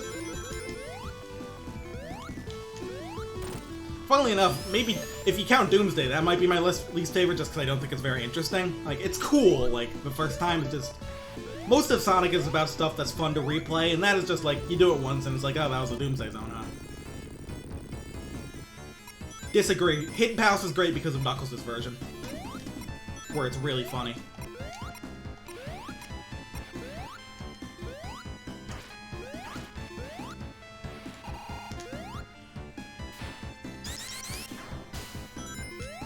But yeah, I don't really count like Hidden Palace or Doomsday as like levels. They're just, they serve their purpose fine. It can't be bad though. Actually, my biggest problem with the Doomsday is though is the fact that it started the trend of like every fucking Sonic game start ending with a supersonic fight where they completely change the gameplay of the game. And one thing this game did well is make it so that the final boss you fight before that fight is still like a very good final boss, which some games kind of miss out on. Like, Sonic Adventure 2 is weird about it. Like, I think the final Sonic vs. Shadow fight is pretty cool, but that's mostly because of the music. I guess the Shadow vs. BioLizard fight, I'm not sure. That's another one where it's like, that one's pretty good because it's challenging, but it's pretty clearly like not the last bit. It doesn't feel final. But on the other hand, it's still a pretty fun fight, and Supporting Me is an amazing song. Like, holy fuck, like, they just went off on that. And, like, some of them did have some solid fight. Like, Heroes I don't think is a very good game, but, like, in terms of a climactic final boss that's not the supersonic one, hey, Emperor's solid. It's a big-ass robot with banging music. It just sometimes it feels like, oh, this isn't a very good... Like, had Sonic 06 been good enough to worry about that, like, I'd feel that way about its final bosses that aren't the Solaris fight. But it's not good enough to worry about that anyway. Honestly, it's like, it's actually less of a problem in Sonic than it is in, like, what games really bug me about that are, Kirby Dream Land 2 and 3, where you just fight, like, a lame-o deity fight if you don't have all the thingies. Oh, right, you gotta do it like this. Watch this, guys. Well, that was impressive. Take two.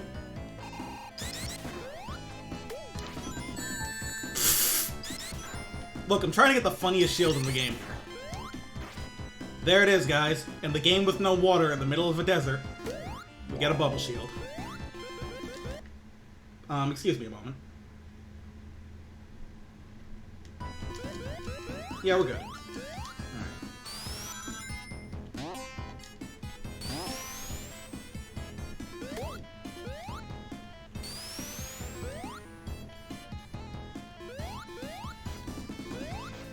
This shield.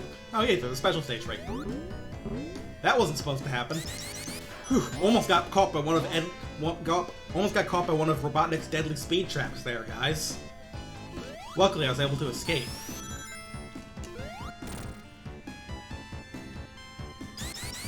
You know how it is with those speed traps.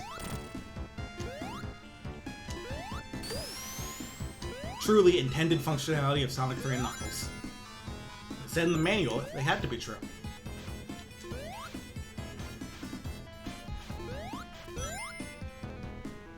A little easy here, and then we ride. I love these double loops. It's just, you don't expect to go around it twice the first time. That was neat.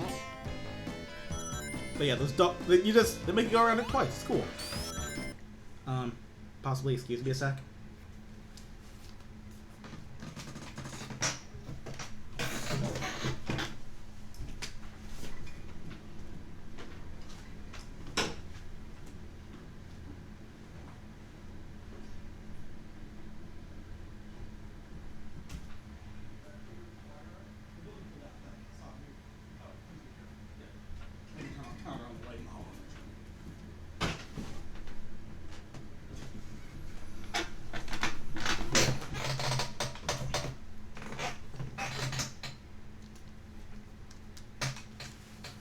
Can you guys hear me? Is everything good? Stream running fine?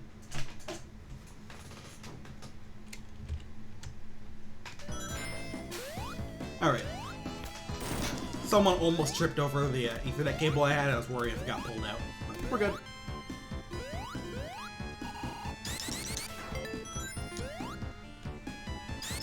I think this is the other thing about this level that can bug people. It can go long, and this fight takes a bit because there's no real way to speed it up. And see, we're already 5 minutes in and just reaching the boss, which first has this unskippable little scene of the pyramid rising out of the sand. But you can do it a good deal faster. I just ended up taking some slow pass today. But yeah, this boss fight isn't the most interesting, but you know what it is? It's funny, and it's very important to be funny. Hey, dude.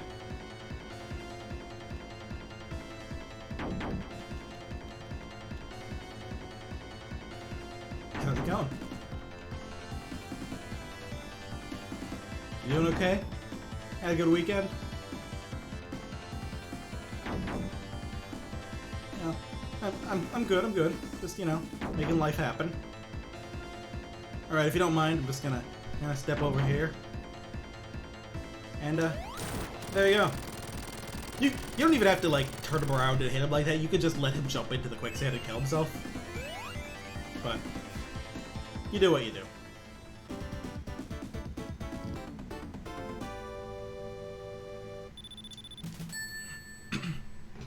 Onward to Act 2, which is a little infamous, and it's kind of out of step for this game's normal level design, but I think it's a neat level.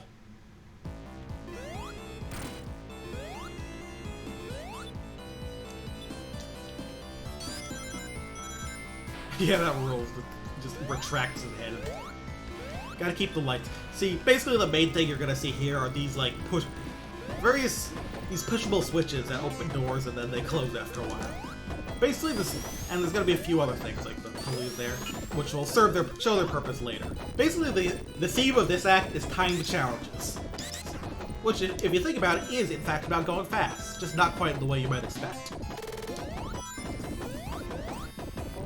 Of course, now the ghosts are out, so that's another time challenge to handle. Because if you let them hang around for too long, the lights will go off, and then the ghosts will start attacking you.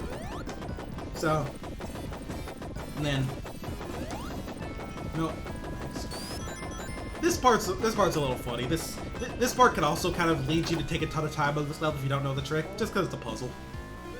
You gotta jump across the intersection with the swinging platform on it to continue, otherwise it'll just slide down forever. You don't have to actually land in this swinging platform. It's just like the one that's there, the place you have to cross. A couple of blocks to push and ride. It's no marble zone, but it happens sometimes. Now you technically don't have to grab these hooks to go down, but you can just jump down and it's faster. But if you want to get into like this path, for example, you'll need to use it. Although you could probably do some pro maneuvering to get in without it. I haven't quite nailed that yet.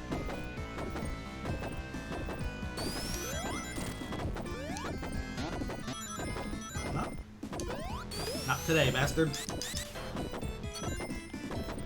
Let's roll. Going up. That's kind of a neat part. It's pretty much made so that you kind of nick the ceiling while you're going fast, so you stop and then it lets you go. Like, one of the things that I think is so interesting about these games is that, like, obviously just slamming you into an enemy or something would be very rude for those speed sections, so a lot of times they just... A lot of times they just, like, give you something to bump into to make you stop, to make you slow down. It's fun looking at all the different ways they can slow you down in this game. To switch from going fast to doing more interactive stuff like this.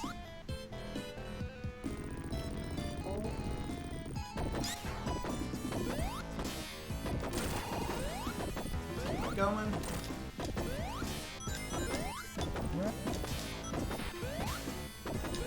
There's some items over to the right that you can get if you're real quick, but I'm not risking it. I'm bad at getting them. But no, it's supposed to be completely free on the first go. You should never have to do things more than once, right? Honestly, it is kind of funny that people complain Sonic games. Sonic games are honestly some of the easiest platformers of this era. You know what? Nope, not going for that life. Like, the kind of shit you'd see in like this is the same console with fucking Castlevania Bloodlines on it. Sonic is a joke. In comparison. Obviously it's fun and it's not unchallenging, it's not gonna bore you, but like, this is the same console generation that gave us fucking ActRaiser 2. You'll be fine playing Sonic. Really though, like there's some people who get annoyed that these games don't let you go fast 100% of the time, which besides already explaining why that's kind of a bad idea for a 2D platformer. Or, again, Sonic Advance 2, kind of a bad idea of a game. But, it's also never what they were. Like, Sonic can go fast, that doesn't mean he's always going fast. It's like... but yeah, well, ultimately, I feel like kids honestly take better to these games than adults because they don't have expectations. They just pick up the game and they fucking play it. Like, yeah, like, they probably know who Sonic is before doing so. He's a famous character who's advertised a ton to this day, but, you know.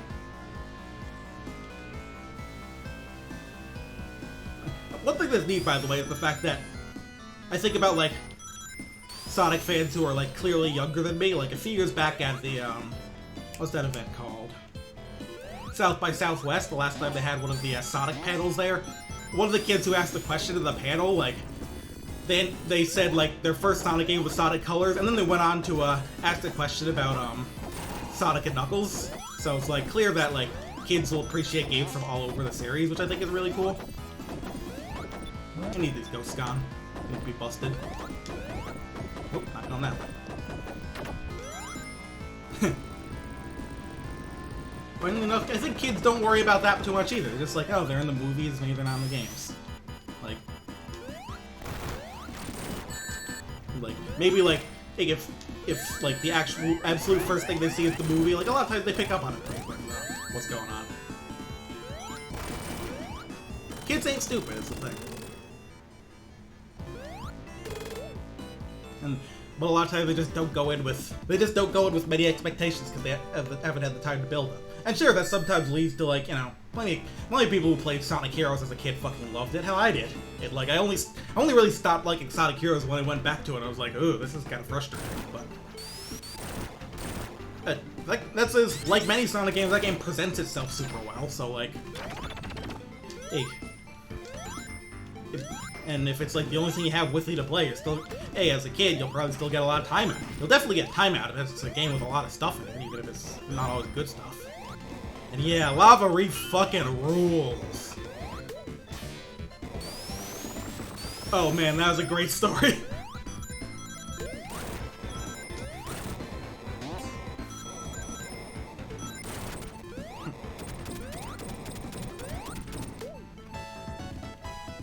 Yeah, it is just kind of interesting to see, like, even, like, when well, it is part of the reason that I, like, think it's good that Sonic gets, like, a lot of re-releases and stuff. Like, I think it's neat that a lot of Sonic fans have exposure to, like, a lot of the games in the series. Like, I think really the only thing is, like, these classic games are always gonna keep getting re-released. Like, Sonic Adventure 1 and 2 usually get their time, and, like, it's mostly like that middle era that I feel we're gonna see a little less here and there, like, especially the handheld games. Like the Sonic Advance games, those need love, and they don't get it, because you gotta kind of seek those out these days. See, I like that particular royal layer. That's not even the boss. That's just something that shows up, drills to the ground, explodes into lava here. They just made that whole sprite for just that. Oh yeah, Game Gear Sonic. Like, as much as people look at the Game Gear games as a joke, which I kind of get, and a lot of them are kind of annoying to play, Sonic Triple Trouble is a good fucking game. Like, if you like Sonic 1, 2, 3, and Knuckles, you should absolutely play Triple Trouble sometime. Oh man, an Advance and Rush collection, that would be any amount of money. Any amount of money. Okay, maybe not any amount. Advance, Rush, Baby Colors, DS if they're kind, but...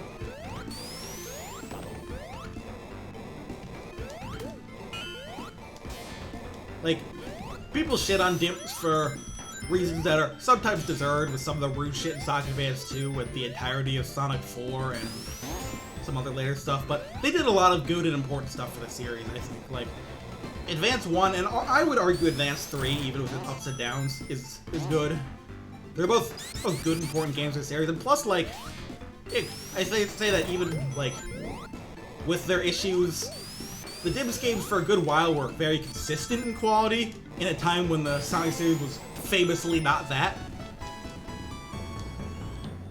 So I think I think that's, like, people talk about the reason Sonic stayed relevant, and part of it was just because he's a likable character, but also those games just being good helped, like, at least pretty good. Oh man, Rush Adventure rules. Like, even if I can't pretend I love the mini games, although there's only really one that's like bad, I think. It like definitely just improves on like Rush's level design so much. It's such a fun game. Even Rush 1's good too, it just has like some ruder level design and some annoying bosses, but they're both great games.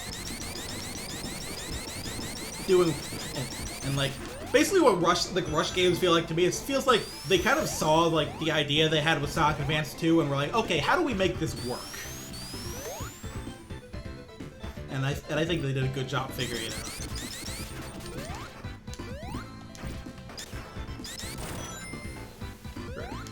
Like, what the button? Oh, keep passing it. Alright, time for another boss. This one's a little in depth for a mid-boss. Also, has some visibility problems because of the orange bullets and the orange background, if you ask me.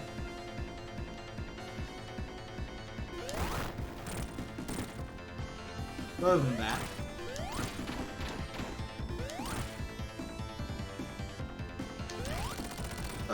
it's pretty easy. You don't have to destroy those little gun things, but it makes the fight go by quicker because you don't have to wait for them. See, the hand's just gonna come up again now.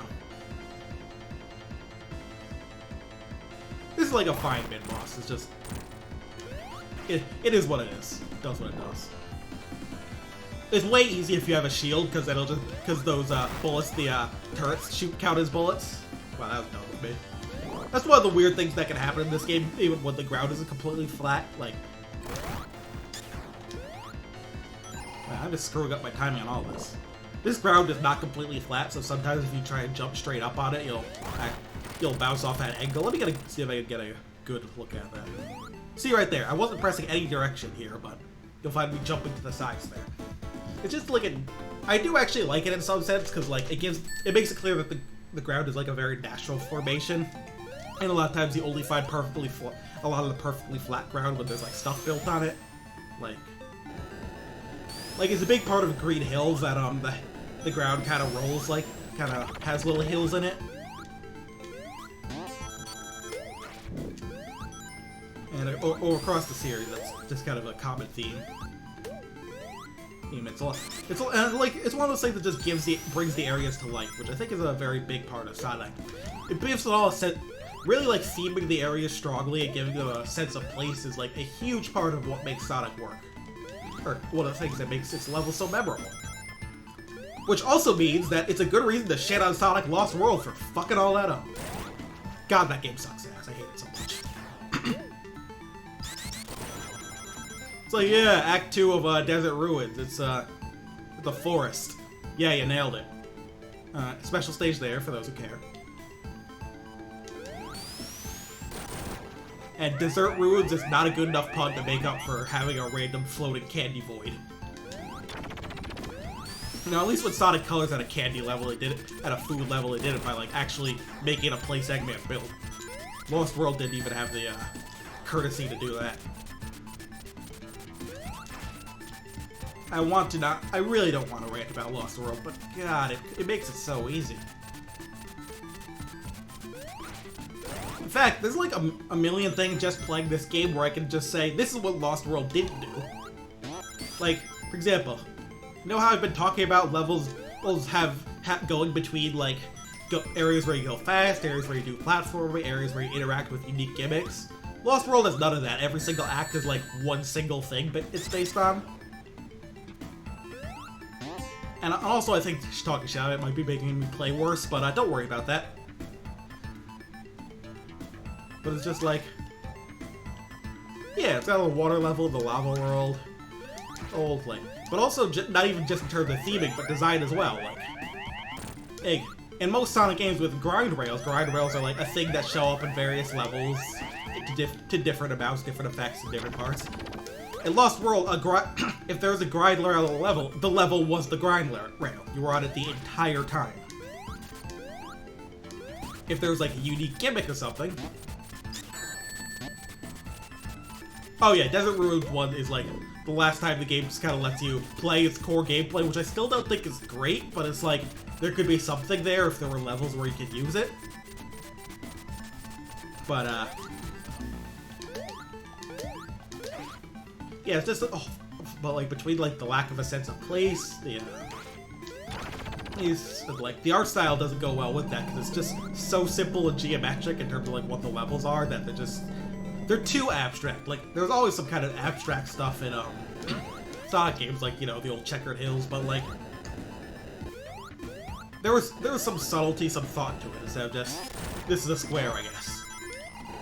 What else? Well, momentum. You see, Sonic in this game can go at very many speeds. It's pretty slow to walk, actually. Once it gets going, it can go really fast.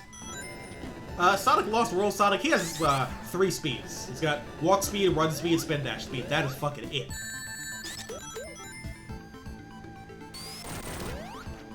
Yeah, that is all you can do in that game. You can't push any limits. Like, even the boost games, you can like push the limits, like trying to boost for as long as you can, for as many parts as you had. And because boosting gets so fast that dealing with things can become challenging, at least in the games that actually challenge you with it, like the Rush games or Unleashed. But Lost World, it's like you can only do what the game tells you, and then the gimmicks are like entire levels of a single gimmick, and they're also not good gimmicks. It's like that's why it's like my most hated Sonic game. Like it is technically more functional than something like 06 or Rise of Lyric. It works better than those, and I guess in that sense it's better, but man, there's just nothing of what Sonic can do as a game. And it is blatantly trying to be Mario Galaxy, which I think is already a bad approach to take for Sonic, considering it was always meant to be kind of a rival that did things differently.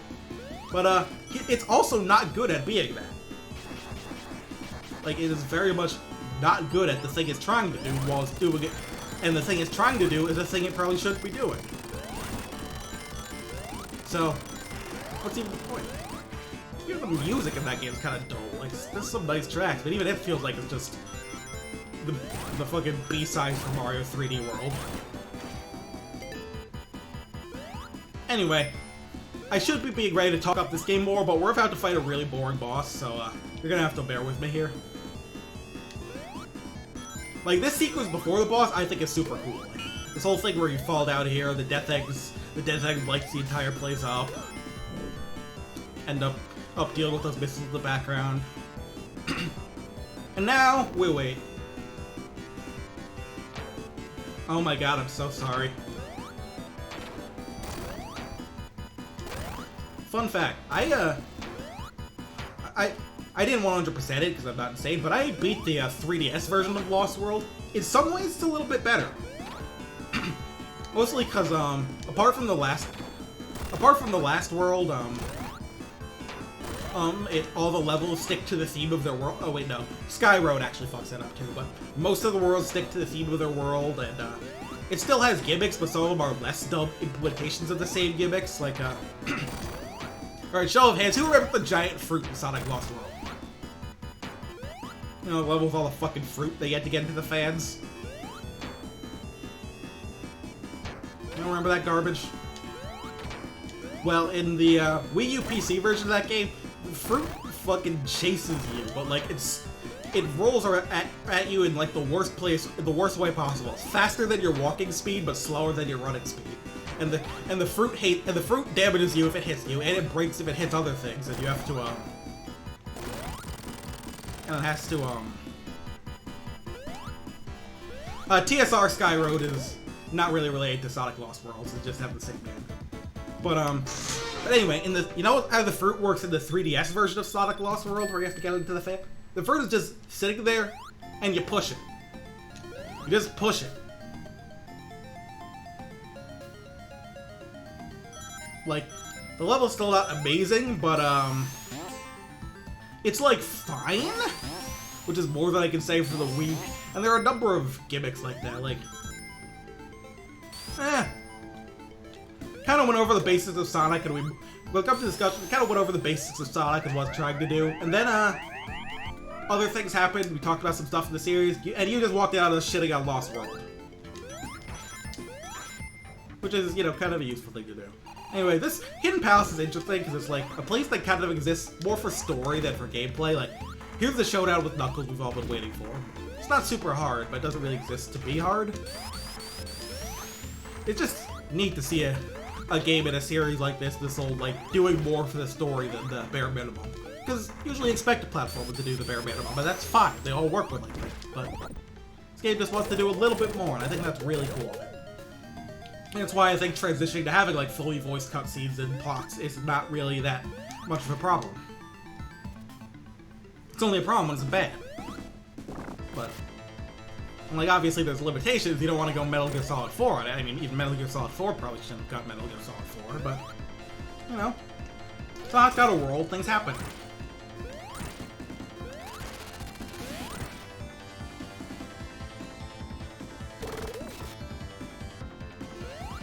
Yeah. Also a lot of characterization and, like, the animation they give Knuckles here. Like, look at him here. Watch this. He's very proud of himself. And yet, he's all tired out, probably from being fucking electrocuted, so...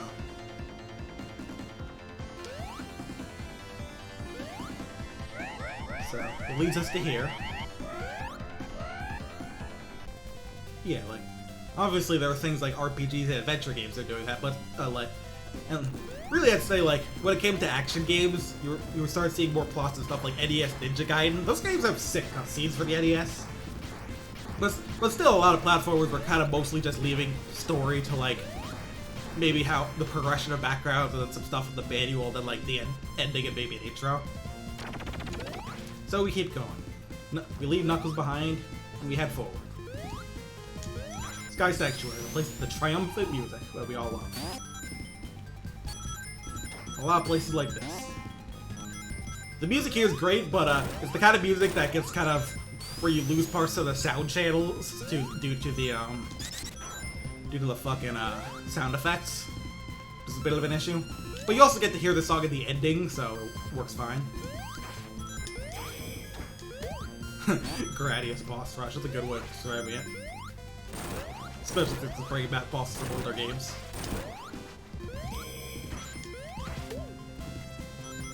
Like, Gradius 2 had a Gradius 1 boss and a Salamander boss. This is a Sonic 1 boss and a Sonic 2 boss. Oh, who's that piloting it? That's a weird looking guy. He looks almost like Sonic, but more robot. I wonder who that is.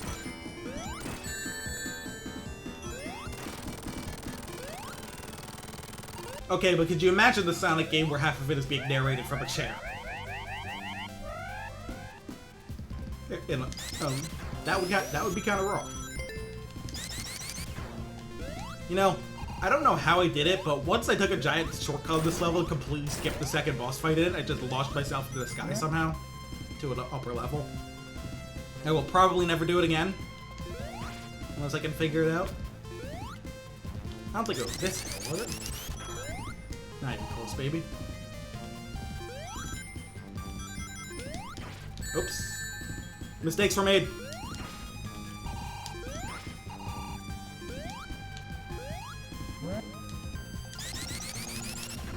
But yeah, I don't know the spot to do it. Maybe I should...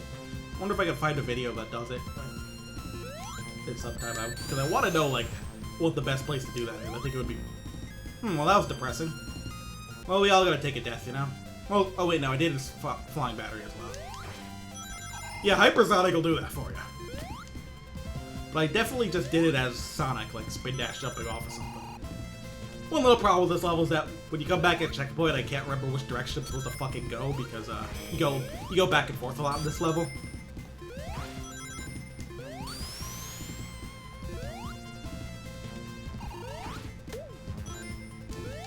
I kind of like the way the platforms like kind of bob in this level because it's floating in the sky. I think that's a neat effect.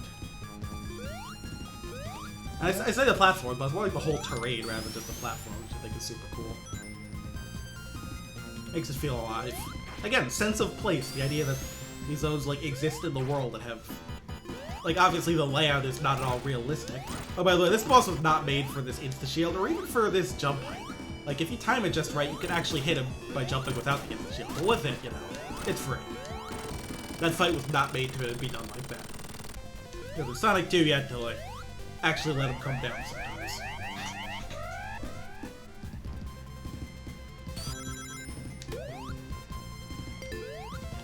You know, when I was a kid and saw the egg robos coming out of the background, I didn't realize the sprite is like the egg robo like facing like downwards with its head pointed forward. I thought it was like a weird backpack or something, and then when it landed, it like folded out into the egg robo. That would kind of make a cool design. It's like just a jetpack, and then like when it reaches the destination, it unfolds. But misreading sprites as a kid is a classic pastime.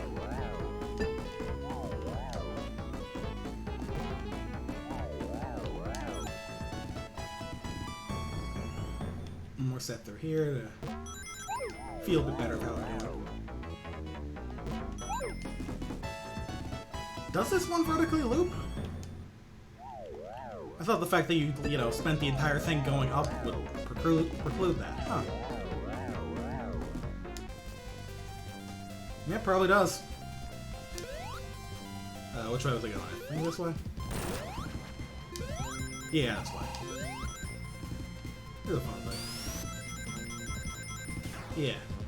Like I'd say it's most likely that became more common as games became more expensive to develop, and like reusing enemies became like, okay, we need to do this a bit more. But it also like makes sense, and I think as long as the designs are good, like I actually like the egg pods. Like they're similar to the egg robo that's being kind of Eggman shaped robots. I think they're kind of the best choice for like the regular Eggman robot because they still look a little goofy.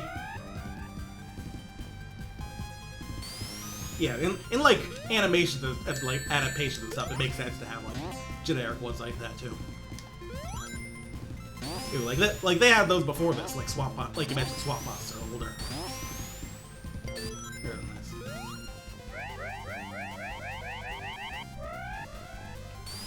nice. I remember liking how Colors did it, where they had both egg pods and also like the level specific enemy, and also some of the egg pods had like themed weapons, which was funny. Like the chef's hats and the whisks in Sweet Mountain. I think that's kind of the best way to handle Eggman forces, if they're the enemies they're gonna face.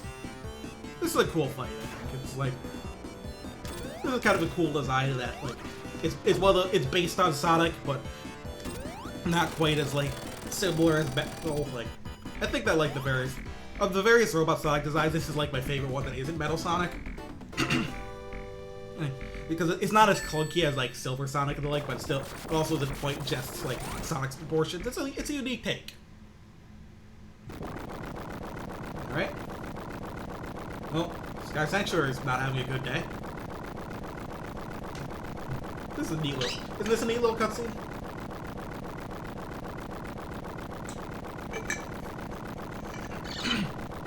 And here we are.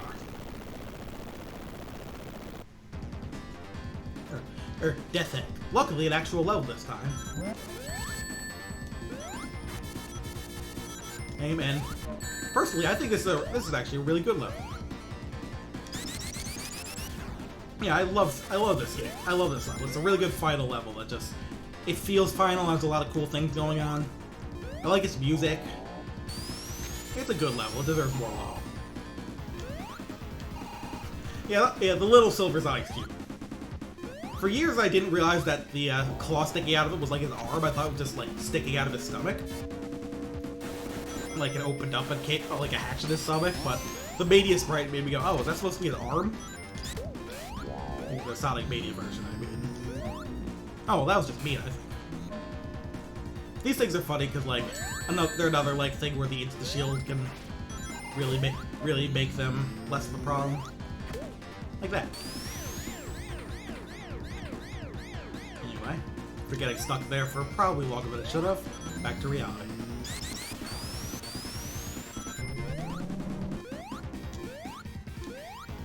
Also, I like the background here because it's just completely like the big reactor from like Return of the Jedi. Or I guess actually the place. Yeah, it's like like it makes it huge, but I think it's also very much meant to be like some place in the Death Star. Maybe I am thinking of one from I forget which movie. Actually, it might not even be the Death Star. It might be the place Luke and Vader fight in Empire Strikes Back. But it's clear that that's what it's going for. It's going Star Wars, which I think makes sense considering the name. it's a little more lucrative to skip the little automatic like shooting bits, speed bits in those sections. Sometimes you can find some items that I like. Yeah. It's funny, really, when you realize, oh, there's a lot of like video games and stuff that just fucking love Star Wars. Like, I'm pretty sure like you're probably just not allowed to get a job at Square Enix if you're not a Star Wars fan.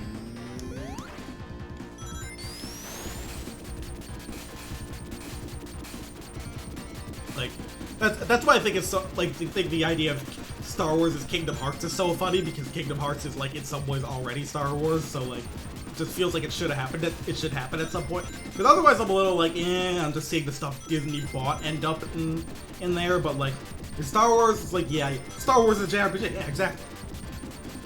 Like, it's just, it is like the same kind of story. I don't think I'm gonna go for any more bonus stages. I want to keep the flow. This area is kind of neat. Just like, I kind of like these little bits because this is like you just control up and down with the D-pad. It's like a little mini game basically. And like I think that's kind of a thing that, because like people will say like, some people who did manage to figure out the barrel in Carnival Night were like, hey, oh, how'd you not figure it out? Why didn't you just press up and down? But like, there's only a couple places in this game where you press up and down like during regular gameplay, and usually when you do, it's like something where it's pretty clear that your normal actions are not doing anything. And the problem with the barrel is that it looks like a normal action they're doing something. It looks like they're moving the barrel. So, like the thing is, like if you start timing it quote unquote right, it'll seem like you can just get it down to where it needs to be by jumping. And if you're not getting there, you'll just think, oh, I'm not doing it right now. Oh, I need to be doing something else. But an area like that like that thing just did in Death Egg is like, oh well, that's like clearly I can't jump in there, or I can't move left and right in there because it happens automatically. So you gotta do this. This is another boss where you can like kind of cheese a bunch of it with invincibility frames, but if you want to do it right, it's usually something like this.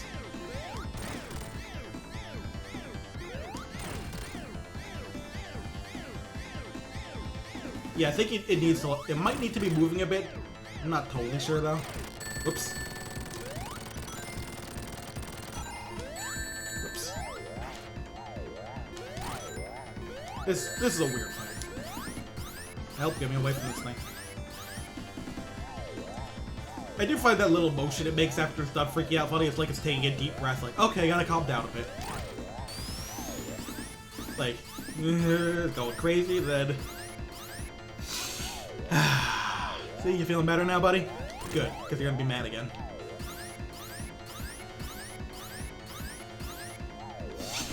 I don't know. I think that's fun. You can try it. If you feel like abusing invincibility, you can like try and fish for hits while it's doing that spinning thing, but it's dangerous. For some reason, this almost all the other mid-bosses in this game take 6 hits. This one takes 8 hits per form. Like, usually it's the Act 2 bosses that take 8 hits. It's a bit weird. It's not super hard though, and like this is the last level, so I can forgive them for ramping things up a bit. And still doable. At least for a professional of my caliber, he says, not being particularly special at this game. Alright folks, one more act. We ready to finish this off?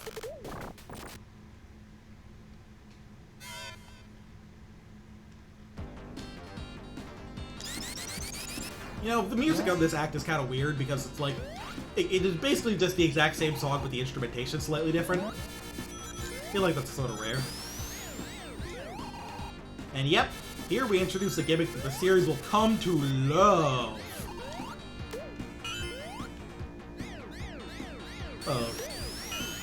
The gravity change mechanic. Where, what I remember reading, like they actually debated on how the controls should work in these sections. Because here, like, you press right to go right on the screen, you press left to go left on the screen, even if you're upside down. And then also you still press down to roll even when you're upside down. They kind of debated on how that should work. But, I remember reading that somewhere. Those little stairs, those little like stair sounds are funny because of how many games there are. They started all the way back in Sonic 1 and I believe it's Starlight they were in, and then they started showing it their Chemical Plant, and they're here too. Oh good, a water shield, just what I need. This level, like, Lightning Shield is clearly the best because not only does it obviously attract rings when the other two don't, but there's no fire hazards in it, there's obviously no water, and like those electric floors, like, the Lightning Shield actually does protect you from electric hazards, there's just less of them than there are fire hazards and in Sonic 3 water. But there are a few things that it protects you from specifically. Here's the fun thing. One thing I like about Sonic, you can like gain speed on those half pipes. Is it realistic? No, but it feels good.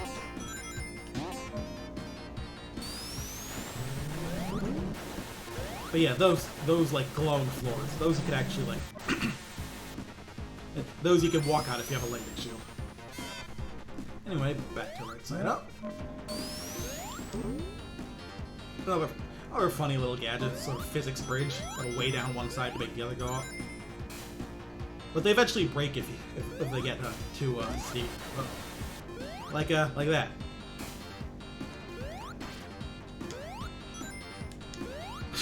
Yeah, that might help, wouldn't it? I remember actually wondering that in like Sonic Advance if that game's magnetic shield protected you from electric hazards. It doesn't. It doesn't, guys. You still get hurt by it. That game just has a normal shield and a magnetic shield. They don't protect you from anything different, just one attracts rings and the other doesn't. They don't have elements like these.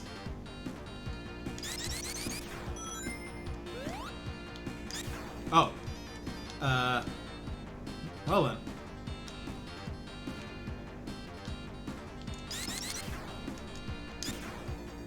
Guys. So, secret is I'm playing this on an emulator. If I reset to load my save, I'd have to do Act 1 again, so here's what I'm gonna do. Do I have a fast forward button on this thing? Hold on a minute. I know I have plenty of tools. Plenty of weird. Oh, there's like a rewind setting.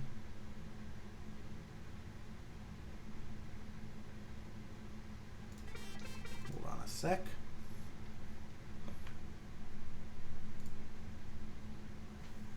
I wonder if I can kind of just... I wonder if I can rewind far enough to, like, just get my ass out of here.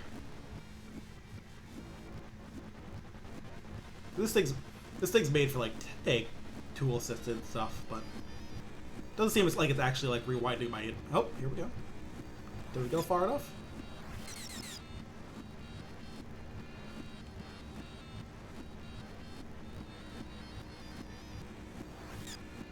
Yeah! Thank you. Alright, so we're not going to stop on that door.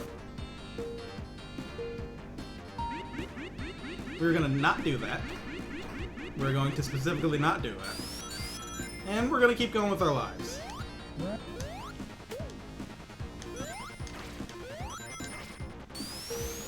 Man, I love these things. Like I said, there's plenty of places where skipping these little things is like... has more items you can get. Man, it's just cool. Or sometimes it is technically faster, but it's just cool to watch them like go all over the place. Another example of the spectacle of these games that, again, it's important. There's stuff you're just supposed to look at and be impressed by. I think that's underrated. Like a lot of people, like, again, I've said they've complained about like automated speed section of the 3D games. Well, there are the 2D games as well, and they're very important to both.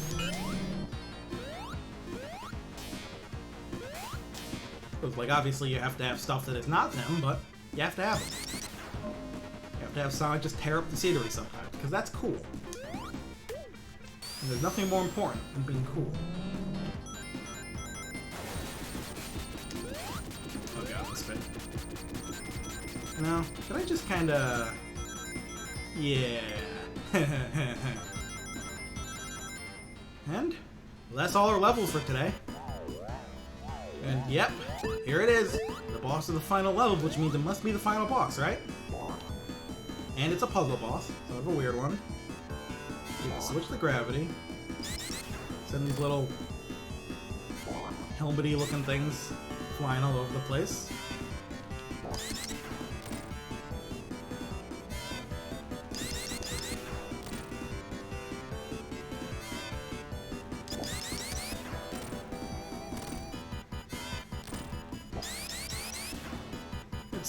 It's a living.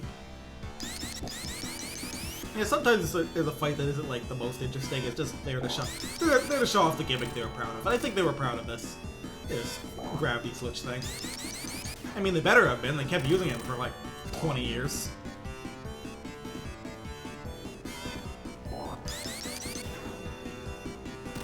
I don't think this boss threw a ton. Like, I don't try and position things too specifically. I just gotta let it happen and see where it goes. See? We're good. Well, yeah, that's it. We beat the game, right, guys? Well, maybe not. No, this game, in fact, has a real final boss, and it's an excellent one. It does everything a final boss should be. Like, be really be really imposing. Man, final boss of Sonic 1 is a little underwhelming in terms of spectacle, but the Sonic CD final boss, oof. That makes Sonic 1 look like this. But this, though, excellent fight. This big multi-phase giant robot. Start by destroying its hands. It's fucking huge. It can't even all fit on the screen. Like, you see this thing, you know there's nothing that comes after it. The Doomsday Zone, if you have the spotlight. You know from the look, you know from the music, this is the final fucking boss. Yeah, I find it a little easier in Mania because having the spin dash makes that fight way easier. So this fight's pretty simple, but you have to watch yourself. This, I'd say, kind of is the main part of the fight. Yeah. The last actual boss fight in CD is the fucking Battle Sonic race list. Here we go. Yeah, it's a pretty simple routine. Hit the nose while charging the laser. Laser, you hit that. One odd thing about this boss, I have rings going into it, but if you die on it, they don't give you any more rings. And then one more phase. The robot goes down, but it's not quite over yet.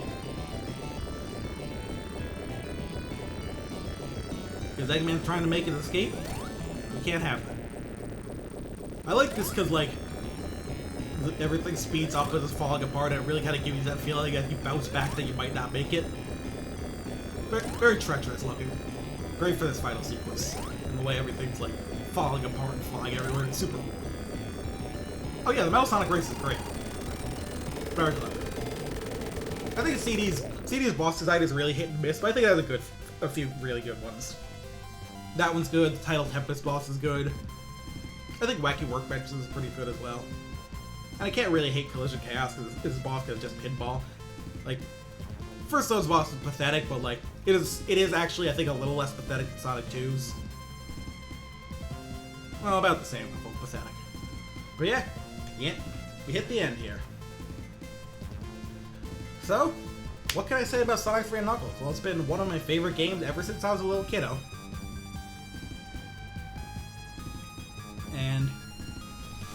And like, the more I play it over the years, the more I like it. Because you're supposed to play these games over and over, just for the fun of it. They're really not one and done games. And like, hey, that's why they still have an option to just play without saving, even though they have save files now. Like, and why don't you just sit back, take a few hours to go through? And they're so excellently designed for that. So many ways to handle the stages, there's kind of things that organically happen as you try out your abilities in different ways. Everything about, like, really, because the way Sonic moves is what's super interesting about these games. It's like say what you will about Yuji Naka being like a huge dickhead out of the management level, like basically constantly for over 20 years. But there's like, so like I'm sure this was kind of tough to work on, but like his programming to make these games work is fucking excellent. And you can tell, because if you play the if you ever play the Sega CD version of Sonic CD, oh, it runs like shit. Hey, Iizuka, you're still around with this series. Like, I'm really impressed at that. But yeah, that's the role Yuji Naka should be in on basically everything. Programming, because he was good at that. And yeah, the addition of different characters with different abilities, because like you can play as Tails and Sonic too, but he plays the same as Sonic. This though, like you could. There's a couple of unique paths that only Tails can take. They're rare, but they're there. And Knuckles, of course, is a bunch of unique stuff and even some unique boss fights. Yeah. Honestly, funnily enough, if even the old PC port of Sonic CD runs fine, assuming you have the good enough computer, and like the Gems collection ran fine. So like a lot of people don't remember, just didn't know. I didn't know for a long time. The Sega CD version just runs like garbage. And hey, Brad Buxer, he was like the guy sort of. I think he was like involved with Michael Jackson work. And hey, Jun Sanoe, another name that stuck with the series for a long time. It's kind of neat because like obviously a lot of people like left over the years, but a few people have stuck with Sonic for a long time.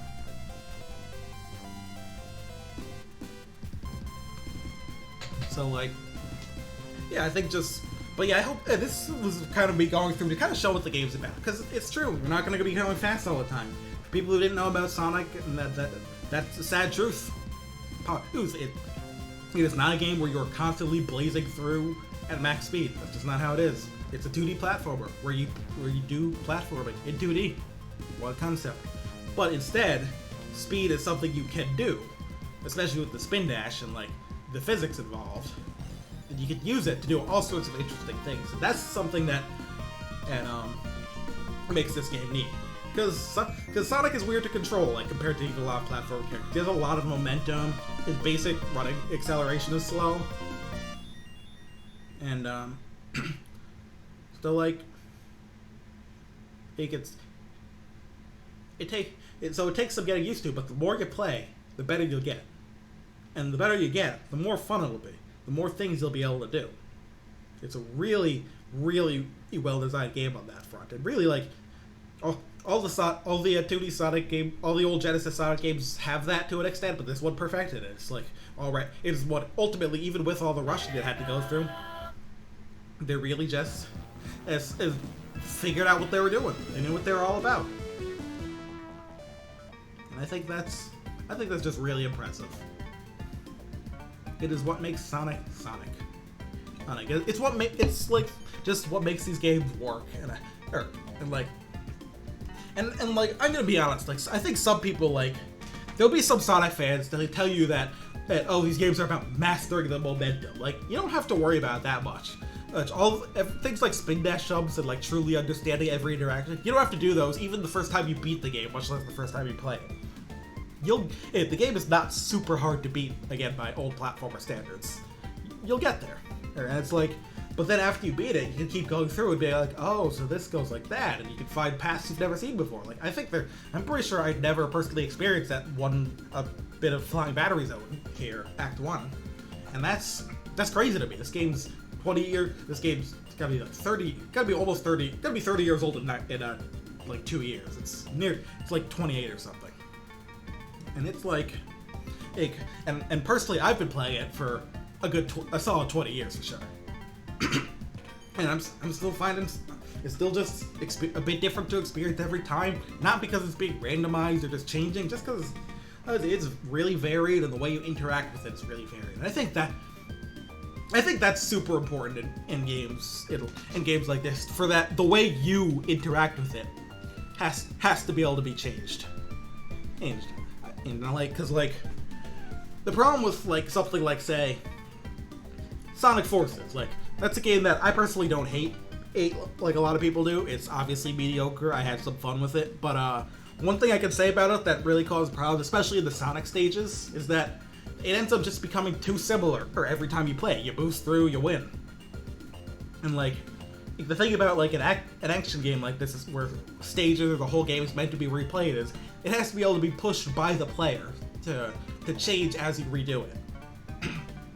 You know, for you, like, you improve as a player, you complete the level in different ways, in better ways, or just different ones. Like, I think that like even if it has like scoring systems, so you have like a specific goal to like hit the A rank or S rank or whatever, that's still a good way to do it. Like, it pushes you to try to learn certain things about the game and play them that way. That's why, like, kind of the type of game that I think is really special. Oh, and like I think it is very, very neat that games that it's just what makes them it's special, and like it lets you. It makes you want to go back to it every now and then. You're never gonna go back to Sonic 3 and Knuckles and say, this is the same time as the last time I played it. I'm not gonna bother. That's not how it works, because it's just a game that is fun to do again and again to see how you handle it. To just see like a certain hill and be like, what if I jump off this? Maybe I'll go nowhere. Maybe I'll go somewhere. Maybe I'll die in a really funny way. Maybe I'll get stuck in a wall in a really funny way. Hey, but that last bit aside, there's a lot of careful design that makes a game worth spending a lot of time on. That's why I'm in like that makes specifically a somewhat short game worth spending a lot of time on. Because like anyone can make a long game that you spend a lot of time on, fill it with a bunch of side quests and stuff, for like, or even like can make a game that like randomizes everything. So of course it's different every time because it's roguelite or whatever. Like, hey, no shade on people making big open world games or roguelites or anything like that directly. Like, they're fine. Plenty of people love them. Not my thing personally, usually, but I could be sometimes convinced, depending. But for making a short game that stays largely the same in terms of design, and that you want to keep going back to, there's a certain art to that I think needs to be respected a bit more. And I think this is like the pinnacle of it, because it's just something there where the reason it's different is because the player will play different. And you have to make a game that gives you room to do that. Like, if I could complain about Sonic Lost World again, because Sonic's abilities are so limited, the speeds he can go are just limited to either walking, running, or spin dashing, and because the gimmicks are even more limited, you can only just kind of do what they do for the entire level. Or like the automatic grind level, you just kind of wait and jump. Going back to those levels is not that interesting, because there isn't much more you can do with them than what you do when you beat them. And ultimately, to make like a game like this, you gotta let your players push themselves to try different things, to try harder. You give them incentives to do so, like recording times or ranks or scores. Although you have to be careful of the kinds of things that will make a player do. Because the thing about this game is, like, there isn't really much. It doesn't have A ranks, or like the only real special rewards it has are the special stages and the Chaos Emeralds, Super Emeralds, good ending, all that. So it gives you a lot of leeway. It doesn't really care about whether you're trying to speed run or trying to get points. I mean, points are kind of broken because of the launch-based birds, but it's instead a place. It's a place where you're given something, and then you're given like the tools to make it your own in a way that's not like actual in-game customization. See, that's the weird thing. There's a lot of concepts that apply to other games, but in a different way. Like, again, obviously a way to make a game your own is like a game where you can build stuff, like Minecraft. But this game, you don't build stuff, you just kind of handle it your own way. And like, this game isn't open world, but there's still exploration, both if you want to find like the special stage rings and get the good ending, or if you just want to find other stuff placed all over the place. They're games that they're their own thing, but at the same time, they're platforms. At the same time, they have a lot of stuff in common with games of all different types, and I think that makes them special. And like, that's kind of the thing about them. Like, I don't want, like, if we're looking at, say, 3D Sonic, I don't expect 3D Sonic to play exactly like this. Like, I see a lot of fans who want to like bring in specifically like momentum physics like this. I feel like in 3D that could be kind of a pain in the ass to control. Like more than in 2D. I think that's something you have to be really careful with. But there still has to be like ways the player can push the game and push themselves to do more, or to do it differently, to do it better, to do it more interestingly, to do it funnier. And again, like that's why I complained. That's an issue with Lost World, with its like mechanics that are very rigid. That's an issue with Forces, with its like with its very easy levels. That's why actually the Avatar stage that Forces are the best, because the different weapons will actually change how you approach the stage. And it's actually kind of neat to see what you do with them. Like, the stages are still kind of short and easy, but there's more going on there, and I think that's neat. Like it's clear like what could have happened with that game had they had time to make it all bigger. And like,